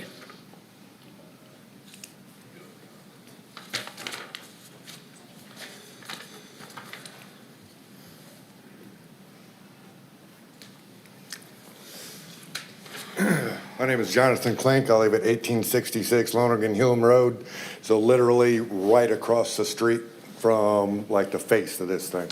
Not where the main entrance is going to be.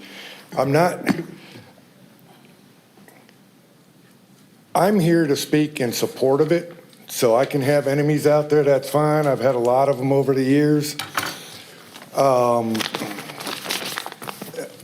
Ms. Malier brought up 1,800 homes, commercial property, retail property, and the amount of traffic. And at the Planning Commission hearing, my number one beef was infrastructure, which in Columbia County, it takes 40 years to finish a 2-year project. So increasing the road, the amount of traffic a road can handle, isn't going to happen in time for 1,800 homes. We've all driven into subdivisions. They do little pieces of the road at a time, and then 60,000-pound garbage trucks bounce across that every day, and it's just, those roads are turned over to the county. And, I mean, how do you maintain, garbage roads like that? So, there's a couple of things that I hear a lot of talk about diesel generators and the noise and emissions from diesel. Do you know why we use diesel? It's more efficient, it has more energy per pound, and it has lower emissions than the alternatives. That goes way back. Yeah, we see a lot of black smoke from diesel in the old days, but those old days are gone. That black smoke, that black exhaust, was excess burned fuel, soot, carbon that settles to the ground. If you want to put your face in it and breathe it, that's one thing. That's up to you. That's not something somebody's forcing you to do. I've been a diesel mechanic my entire life. I grew up on dairy farms. I was a maintenance officer in the Marine Corps for 21 years. I've been around it. I am perfectly okay. My kids were around it. They're perfectly okay. I'm not saying it's the best thing in the world. You don't want to go, wrap your lips around the tailpipe of a diesel truck and start trying to breathe, because it's not going to work out for you. Same thing with a gas engine. When you're behind a car on the freeway and it accelerates hard, what do you smell in your car? Rotten eggs. It's sulfur. Gasoline has 400 times the concentration of sulfur in it than diesel fuel does. That's how they've picked on us over the years. I've got an analogy. I spoke against this at the Planning Commission. I'm not going to lie. I had major concerns about it. Who's lived near an airport? Airports are built out in the middle of nowhere. And then we come in and we want to build our house right up against the property line of the airport. And when a data center is built, it doesn't matter. I worked for CSX, and everybody says, "Oh, the train yard, that's the crappy part of town." Didn't used to be. The train yard was put in. Anybody been to Tilford Yard in Atlanta? There was nothing within miles of that train yard when that was built. There was nothing near the Augusta train yard when it was built. And then here come the little businesses and everything right up against it. The city of Fresno, California, the airport, which is an attack airfield, now Yosemite International Airport, spent $33 million insulating people's homes against the noise from the airport, from the F-16s taking off, flying in and out of there, because those people decided they just had to build their house right up against the fence line. I mean, they were allowed to. The airport didn't allow them to. The city did. And then the airport had to pay for the sound mitigation. I've already covered the amount of homes. I heard a lot of concerns about closed loop cooling systems. What is what do all our vehicles have in them? Closed loop. It is a closed loop cooling system, which is not necessarily poisonous to the environment.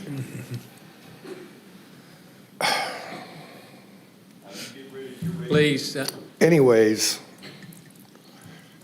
it's not good for the environment. Glycol isn't great to dump into the ground, which is why we don't do it. However, closed loop cooling systems, when you take your car to get the oil changed and they're doing their 33-point check, if it needs coolant, they add to it. Do you know why they add to it? It's water-based.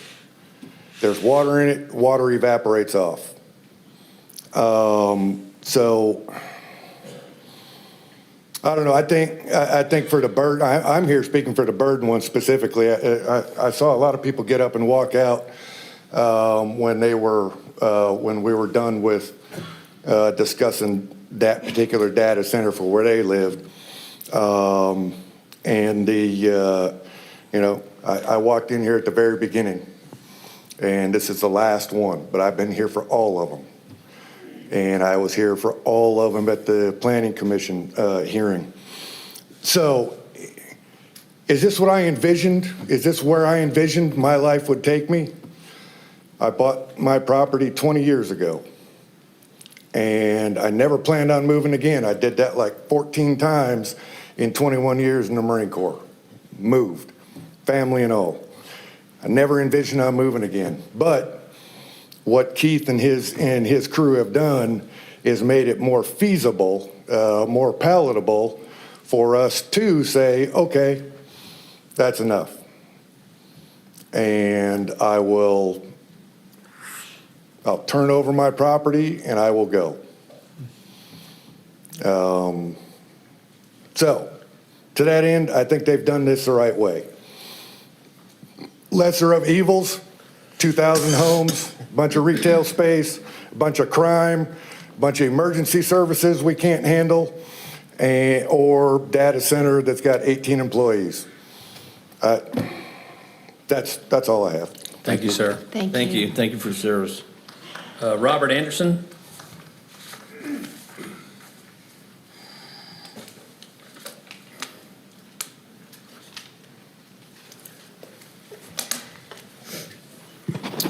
Please state your name and address for the record, sir, and take 5 minutes. Bob Anderson, 409 Louisville Road, Grovetown, Georgia.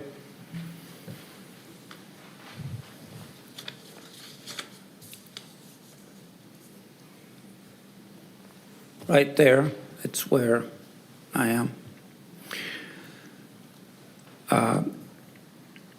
First of all, this commission is about to make a decision, in fact, 3 decisions, which are probably the biggest decisions that Columbia County commissioners have made since the founding of this county.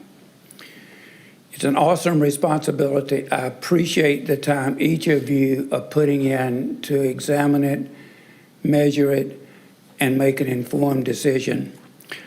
I especially want to thank Allison Couch for listening so much to so many of us with our concerns, trying to understand them and trying to address those. I'd also thank Keith Lawrence for meeting with each of us and taking the time to try to mitigate many of those concerns. I grew up in Columbia County. I spent the first 20 years of my life here.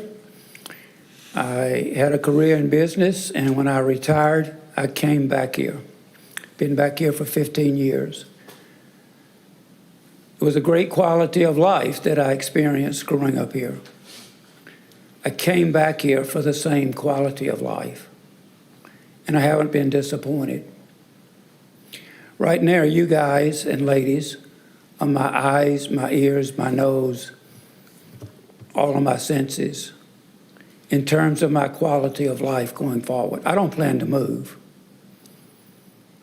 I plan and hope to remain here for the rest of my life. And I would ask you to help me maintain my quality of life, as well as many of the other neighbors in our community. I think Keith has done a good job of presenting options, but it's not an option that most people want to take. I know it's not one I want to take. One of the main concerns was the noise for me. I think the move to 60 dB was very commendable. I pushed this from the first time I started studying data centers. There's technology out there that can get that to 50 dB at the data center site. So I don't know why we continue to talk about 60 dB at the line when it can be 50 dB at the site. It's a closed loop system. It's using Nevada chips, and it can be done, and the technology is there. If we are going to have a data center in our area, and I'd encourage you to do the same thing in the other data centers that you have already approved. Let's go for the best possible technology that we could possibly have, and it's there. And I've heard nobody talk about or ask what the end user can really do in terms of sound. That sound's going to be 24/7,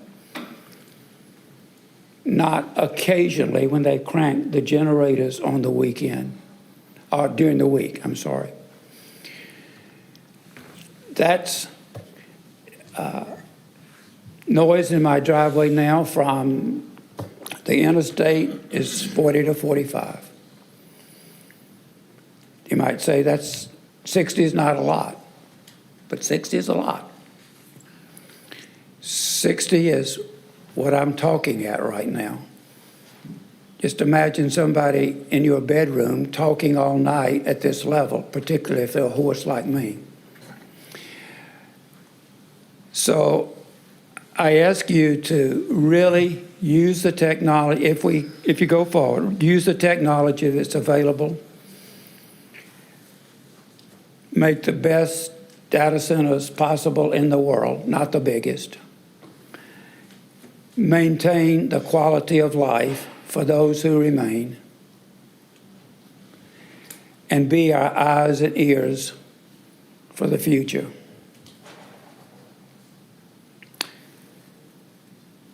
Thank you very much. Yes, sir. Thank you, Mr. Bob.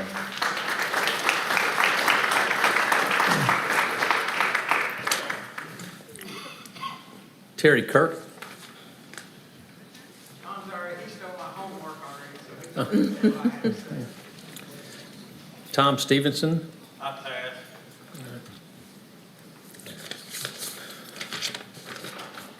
Any other comments or questions? Sir, I requested to speak twice, and I forfeited. When if you want to speak, you can speak at the public comments, so. Now, after we vote and we go through the other items, you can speak again. Any more comments, questions? There's a motion on the floor. Motion for Motion disapproval. for disapproval on the floor. All in favor, raise your right hand. All opposed? Motion carries. Hold on, let's see. Where's my agenda?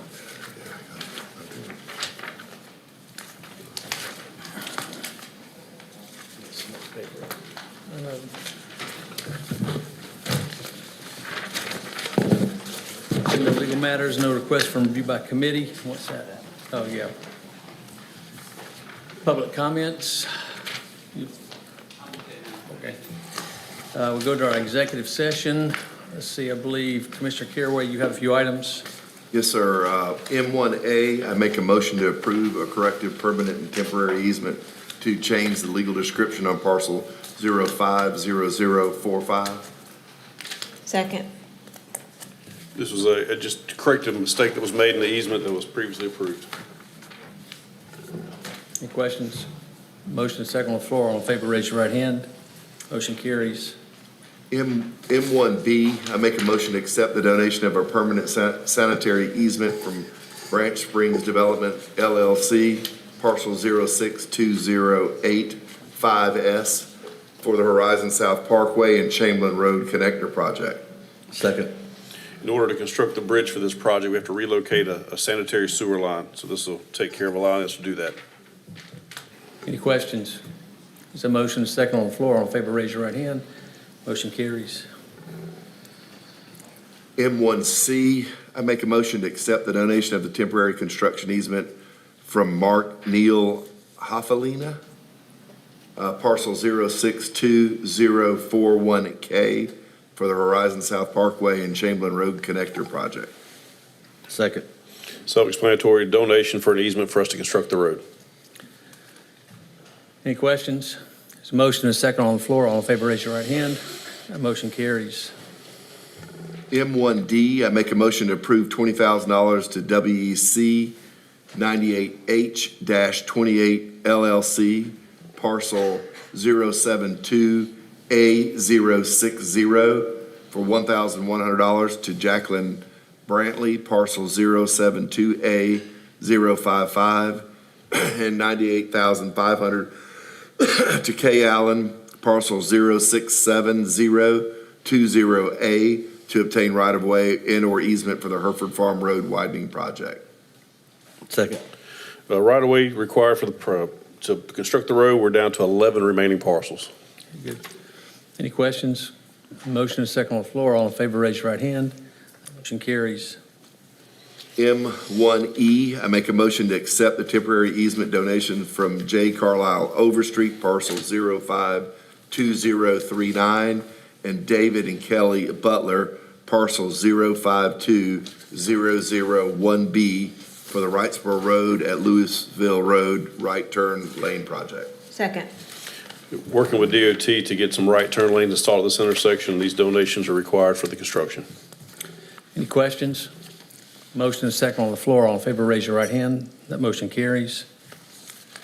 Last one, M1F, I make a motion to approve $250,700 to the Sanctuary of Augusta Incorporated, parcel 073016, 07 072D037 and 072D038 for rent supplement payment and relocation moving expense for the Hereford Farm Road widening project. Second. So these are all parcels owned by the sanctuary. We did acquire these properties. We now have to make the tenants that were in these properties whole by paying them moving expenses as well as supplemental payments to cover the additional rent. And this comes from the T-Splosh? It's House Bill 170 money right now, and then T-Splosh for construction, so full reimbursement. Any questions? Motion is second on the floor. All in favor, raise your right hand. That motion carries. Only one more motion do we need. I make a motion to adjourn. Second. We are adjourned.